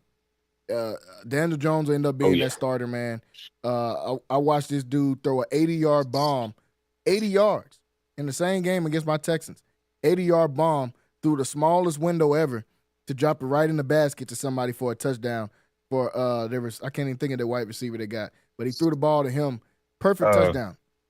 No, Pierce. Pierce. That's the Pierce. Yeah. Man, hey, it's posting with receivers, man. Because why am I bringing up Austin Collie, man? I was finna say Stokely. Wasn't that one of Peyton Manning's wide receivers he had on test? Brandon Stokely, yeah. I was finna say Stokely, but Stokely. He I can watch him make that pass, and then the next play they throw a 5-yard out and it's a pick six. So Anthony Richardson, he's just not good at quarterback. The injury, the timing of it is odd. Him going right into training camp and all of a sudden now your shoulder hurt. It's like Patrick Beverly said a couple of weeks ago. Look at everybody when they finna lose the playoffs. All of a sudden they injured. We just seen the reports yesterday. Karl Anthony Towns had to go and get his injuries checked out that he sustained in the playoffs. It's always an injury when you're about to lose in the playoffs. Same with if you're about to lose your spot in the NFL. All of a sudden something hurts. Your shoulder hurts. How do you get a shoulder injury in minicamp? There's no pads. Forget they're not hitting you. There's not even pads on. So, of course, they're not hitting you. Did you throw the ball against air and it hurt your shoulder? I don't even know how he hurt his shoulder, but ends up with some type of shoulder injury. Staying in the NFL a little bit, Commanders offensive coordinator Cliff Kingsbury says he expects Jaden Daniels to make a big jump this year. Now, I said when I talked about this a couple days ago, I don't see how you can make a big jump and you were in the NFC Championship game and you were Offensive Rookie of the Year. I think that's kind of giving them unfair expectations. Can he make take another step up? Sure. But a big jump, like what is he going to win the Super Bowl? Like I don't know what is he going to do as far as big jump. I don't want to put too much expectation on Jaden Daniels because he just had his rookie year and he was good. They made the wrong pick in picking Caleb Williams over him. Let's just celebrate that instead of going out and saying, "Oh, he's going to make a huge jump this year." What do you think about what Cliff Kingsbury had to say about their quarterback? I mean, what is that? What does that mean? OPOY? Is that what that is? I guess. Is that a huge jump? That's what I'm saying. I don't First know team what. All Pro Bowl? Because he might go to Pro Bowl, you know. Anthony Richardson might be in the Pro Bowl next year. Yeah, I was just finna say. Mac Jones made a Pro Bowl. I don't even know where Mac Jones is. He made a Pro Bowl last year. I mean, a few years ago. So Pro Bowl don't mean nothing to me. Nothing. I think, you know, let's keep it a book, man. The Commanders had a great run. They weren't supposed to be where they were at. Okay, they weren't better than the Lions, even though they won or whatever. But I can't remember the play exactly, but it was like a blunder by the Lions that they got. The coach, whatever happened, they ended up winning that game. But that wasn't no clear cut. Oh, the Commanders are better. You know, I don't think they'll be back in the same position. They'll make the playoffs just because the NFC South is terrible. Yeah. You know, but outside of that, what do you want this kid to do?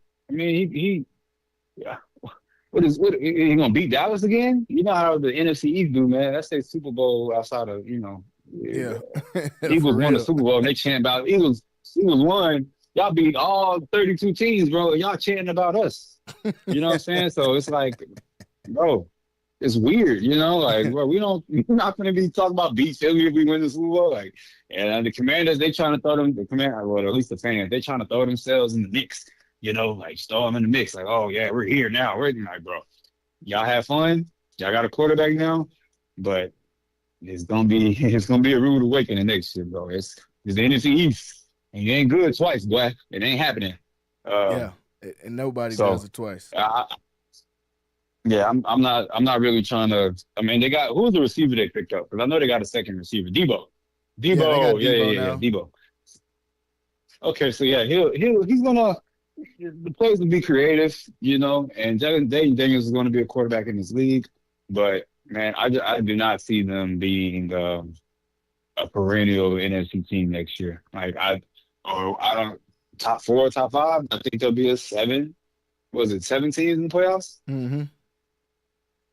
I think they'll be fighting one with of us the for that wild last cards. spot. Yeah, exactly. I see them fighting around They'll that be wild fighting with card us. spot. Probably with the Cowboys, like you said. I don't think it's. I said before going into the season, the Cowboys are automatically third place, but I don't think it's as automatic anymore just because I didn't see the offseason moves to match the production that they had last year for the Commanders to me. You catch lightning in a bottle, I get it. You can do that. But to do it again, you're going to have to go and get good players out there. They made some moves. I'll give them credit. They made moves that went and got the Debos. They made some moves on the defensive end. Yep. But in my opinion, you got to come back with a stout roster in order to keep that going, or else it'll just be lightning in a bottle. Like we've seen that before. We watched it. I watched it with. We were just talking about my division with the Texans. I watched it with Andrew Luck and the Colts. They like his second year, they went to the AFC Championship, but they never built out a roster with him, so they never went back. If you don't build out that roster, you'll just be a one-take Jake. And I'm hoping that's not what the Commanders are. But if I have to pick going into next season, do I think they're going to get back to the NFC Championship? Absolutely not. I don't see that happening because they're not a top 2 team in the NFC. So how could I pick them to get to the NFC Championship game? So and let's not forget, man. Like Cooper Rush beat these dudes. Like y'all lost Cooper Rush last year. That is facts. That is facts. That's a fact. Cooper Rush. You know, so it's like, bro, I'm not putting no stock in nobody that lost to Cooper Rush. The Eagles beat Cooper Rush. You know, they beat him. So I can't bring them down nowhere. They will be They are the team to beat. They will be number one. My only like pretty much reliance on them coming down is just the NFC East curse of no team has repeated in like 2 lifetimes. So like, I don't know. But yeah, the Commanders, bro, like, man, bro, the boys are better. Like that, like, yeah, we started off rough, man, but the boys got better. It might not be the Eagles level yet, but they definitely got better. And Marshawn Lattimore is a year older. His face already starting to get a little fat, like he getting older. So it's like, bro, I know them knees are swollen too, so it's like, I'm not worried about that either, bro. Like, I don't know what to tell you, man. Austin Eckler is going to be even slower next year. He might be a 75 speed on Madden. I don't know what to tell. I don't know what to tell you, bro. Debo is like, come on, bro. We know about Debo. Debo ain't played 12 games in 3 years, bro. So, hey, yeah, for real. So, hey, the Eagles not going nowhere. The Lions are hungry. They're not going nowhere. I know they lost Aaron Glenn, but yeah, like everybody just still here. Like it's the same output, except the Cowboys will not be what they were last year. They're just not. Yeah. So good luck with that, Cliff Kingsbury. Good job putting pressure on your new quarterback. I hope his mom don't come there and slap you upside your head. Break it up. Don't bring no girls in there. They breaking it up. Hey, she might slap him up just for putting some unneeded pressure on him. Shout out Jay Daniels' mama, man. She's not playing. That's a big lady, bro. No, she ain't playing with no. Hey, that's a. She was looking Juju out of eye. I said Juju is a small forward. Man, she looking at this girl out of eye. I said, this lady's not small. I'm okay. It's not his dad, bro. It's not his dad. This them athletic genes coming from, bro. No, Kingsbury goes scoring, so better watch out. Hey, man, slap the beard off you.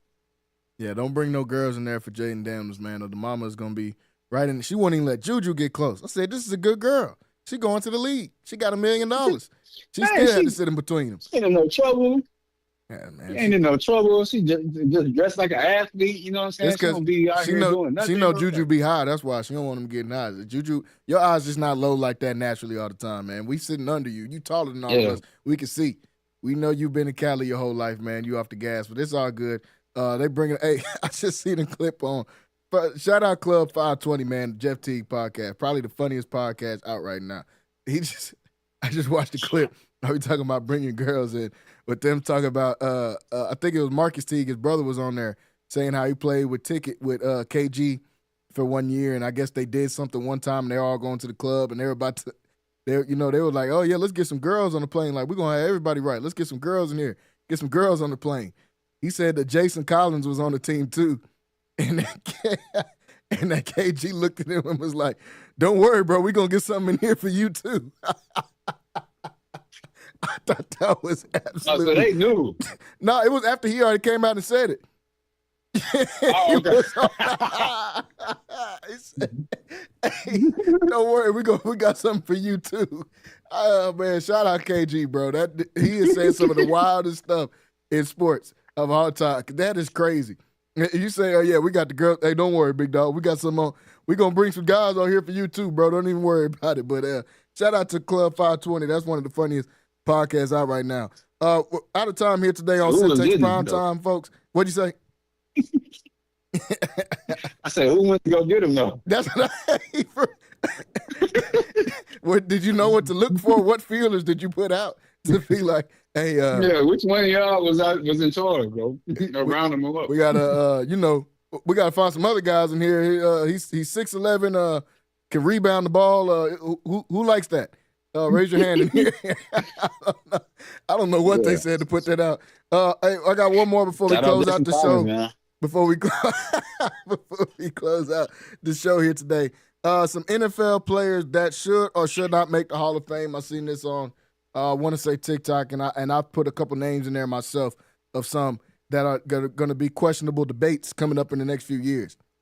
The only non-QB one I have is one that's questionable, and that is Antonio Brown, man. Do you think Antonio Brown makes the Hall of Fame? I know all the off-the-field stuff is crazy. He's got a raging case of CTE, clearly. But for about a 10-year stretch, man, we've never seen anybody put up numbers that Antonio Brown put up. Like, never. His numbers are absolutely ridiculous. Do you think he gets into the Hall of Fame? Julio Jones had 1,100 yards in 6 seasons, bro. Antonio Brown had more. So his stats are yeah, bro. ridiculous. Like, if you wanna talk about Julio Jones, you gotta talk about Antonio Brown. Like, I'm sorry, he's crazy. He has CTE. His brain is gonna get studied. It's gonna be getting studied in the Hall of Fame. Okay, so I'm letting you know right now. That man is on the all-decade team, bro, for 2010s. It's not even up for debate. If they leave him off, I don't even know if this came out already, but if they left him off or they leave him off, it's a crime. It's a crime. The best receiver from the 2010s, production-wise.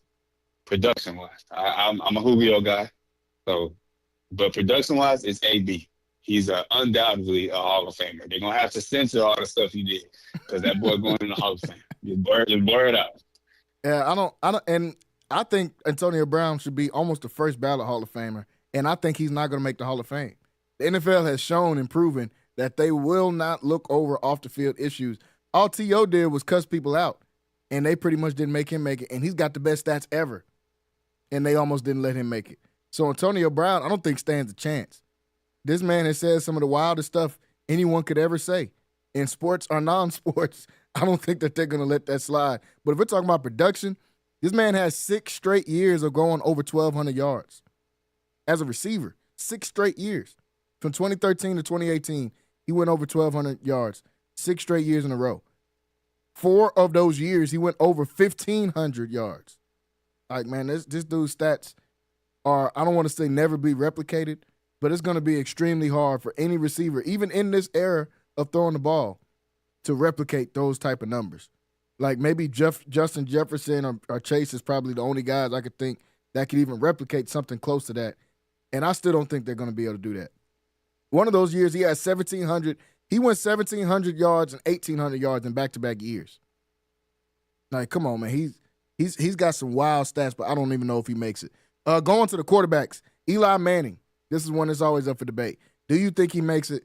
And if he makes it, is it just because of his last name?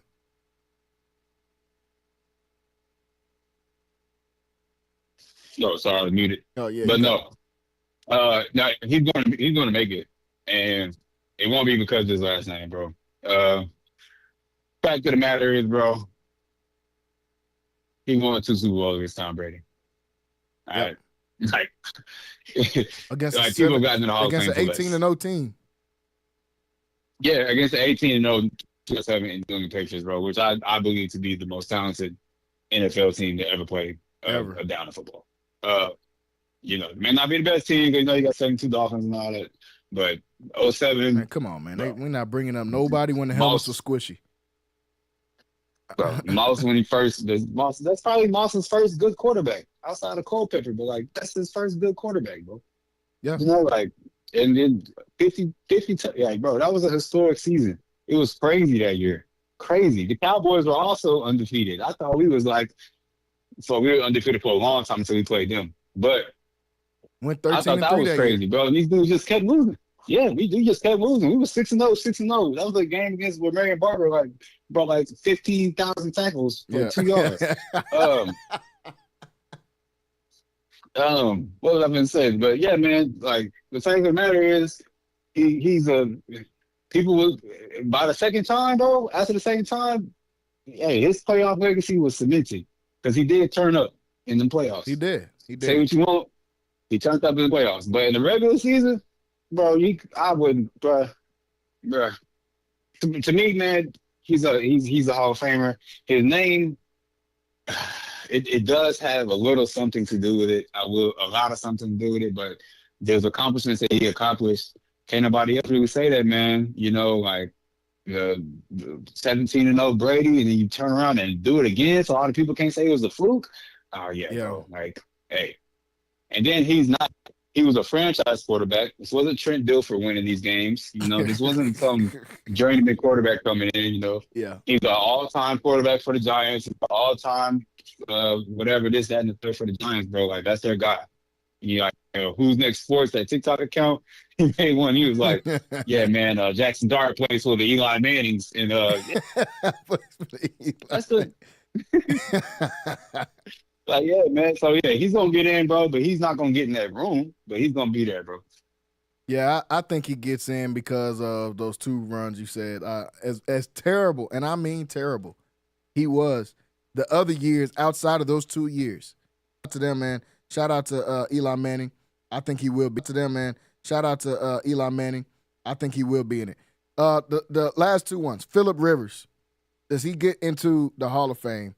As a guy that had some really good years, also had some really heavy turnover years.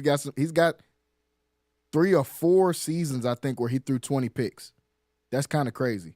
But he's got a lot of good stats to go along with it. He's had majority of his career, he was throwing for over 4,000 yards. I think he threw for over 4,000 yards like 8 times.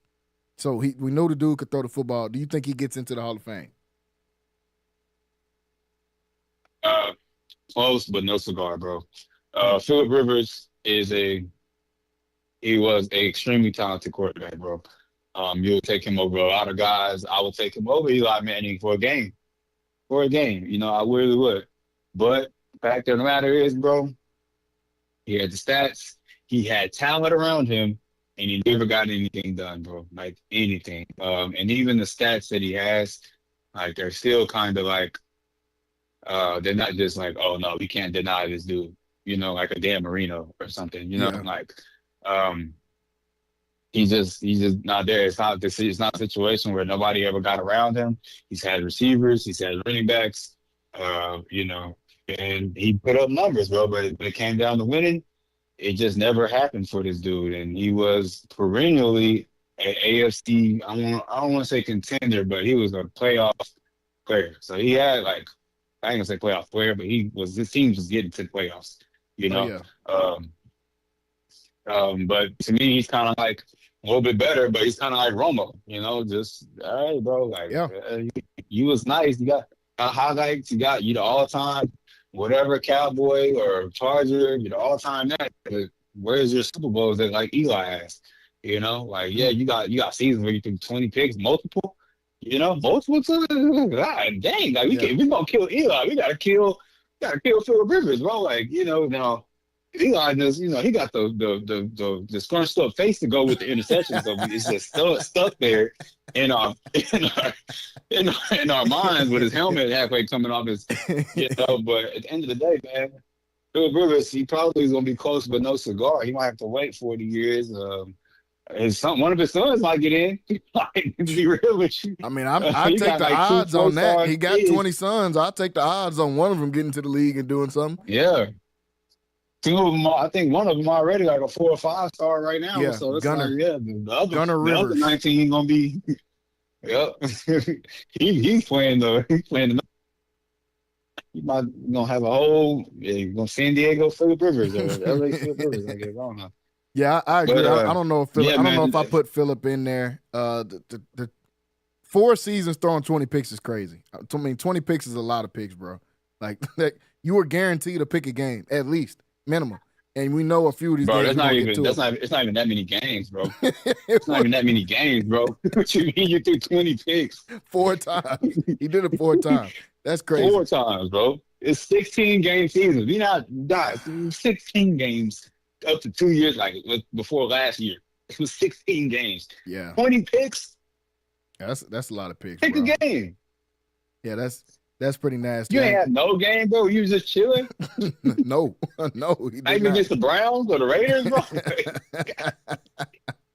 Then the AFC West wasn't even good. It was terrible. AFC West wasn't even good. Man. So y'all was really just in there throwing picks for no reason. So yeah, I don't know if Phillip gets in. One of my favorite quarterbacks out of that era. Last quarterback all out the same draft, man, Big Ben. Does Big Ben get into the Hall of Fame? Obviously, he's got 2 Super Bowls. And that first one, he got an A on a group project for not doing anything. He didn't really contribute to them winning that one much at all. He threw 17 touchdowns and 11 picks in the year that they won. So, I mean, it's not like he was doing a lot. He does have years where he got better. He never threw for 40 touchdowns in his entire career. Never had one season where he threw 40 touchdowns. I think his career high on touchdowns is 34. One of them years when Antonio Brown was going crazy. I think that's 2018. That was Antonio Brown's last year there. But he does have the winning resume. Never threw for 5,000 yards. He threw for 5,000 yards once. And then never threw for 40 touchdowns. You think Big Ben gets into the Hall of Fame? Big Ben Roethlisberger, bro. This dude, now, all right, you gotta understand, this era is everybody versus Romo for me, bro. So I definitely spent my entire life like down in these dudes. Like they're not that good, they're not better than Tony Romo. But like looking back, bro, a lot of these dudes, like Big Ben year where he went like 15-1 with that Gillis defense. Yeah, 05. 17. But after that, bro, Big Ben was kind of a dog, bro. Like they're just like he was kind of like the first quarterback that was like he earned his nickname. Like he wasn't big because they didn't call him Big Ben because he was fat. They called him big because D. Lyman used to come and smack this dude and he wouldn't fall. You know, like that's why his name was his name, bro. Like, and then like era of right before, because who was that Santonio Holmes to win the Super Bowl AD era, bro. Yeah. Big Ben was a passer, bro. He touchdowns, but I'm pretty sure he was in them 30s plenty of times, like the high 30s, 34, 35 maybe, But he was a gunslinger, bro, and he got 2 bowls, and he probably has the greatest Super Bowl pass of all time. Facts. Like Eli Manning's catch, like that was more about David Tyree than the throw, bro.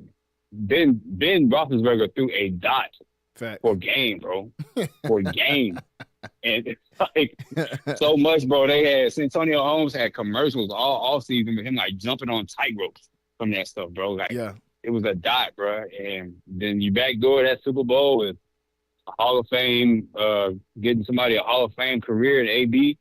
Somebody had thrown the ball, bro. That's a lot of yards. I ain't gonna lie to you. I think Ben Roethlisberger gets in with just the 1 Super Bowl, honestly. I don't even think he needs 2. I think he gets in with just the 1. But with 2, yeah, he's a shoo-in. He might not be in that room. He's definitely not going to be in that room. No. But he's going to be there. No, I agree. Big Ben's got to get in, man. Two Super Bowls, a 15-1 season. Somehow kept a team together with the craziest man in NFL history on your team. He's got to get credit for all those things, man. So I think Big Ben will get in there. I don't think it'll be first ballot. I think he'll definitely get in there. If his off-the-field issues don't hinder him any, they usually don't tend to hinder guys that look like Big Ben. So I think he'll get in as long as he stays away from bathrooms and bars and stuff like that. They'll put Ben and Roethlisberger in the Hall of Fame, man. I think he's had a great career, like you said. Once you got to those 2010s, they were a passing team. They really didn't even get back to a running team until they got Le'Veon. They were a passing team majority of that time when they were having success. So I think Big Ben gets into the Hall of Fame, man. It probably won't be first ballot, maybe second or third ballot, but I think he'll round that whole class out and get into the NFL Hall of Fame. But folks, we're out of time here tonight. Want to thank everybody for tuning in with us, not only today but all week long here on Centex Primetime. We're going to be back next week to discuss more about these NBA Finals. NBA Finals coming on in about 10 to 15 minutes when that game is scheduled to tip off for Indiana Pacers versus the Oklahoma City Thunder. Also, Texas Tech versus Texas in the softball World Series. I'll be watching some of that as well to see if Najee Kennedy can bring our team back and get a win out there as well. So, want to thank everybody for tuning in with us here on Centex Primetime. We will see you guys next week here on Centex Primetime. Everybody have a great weekend.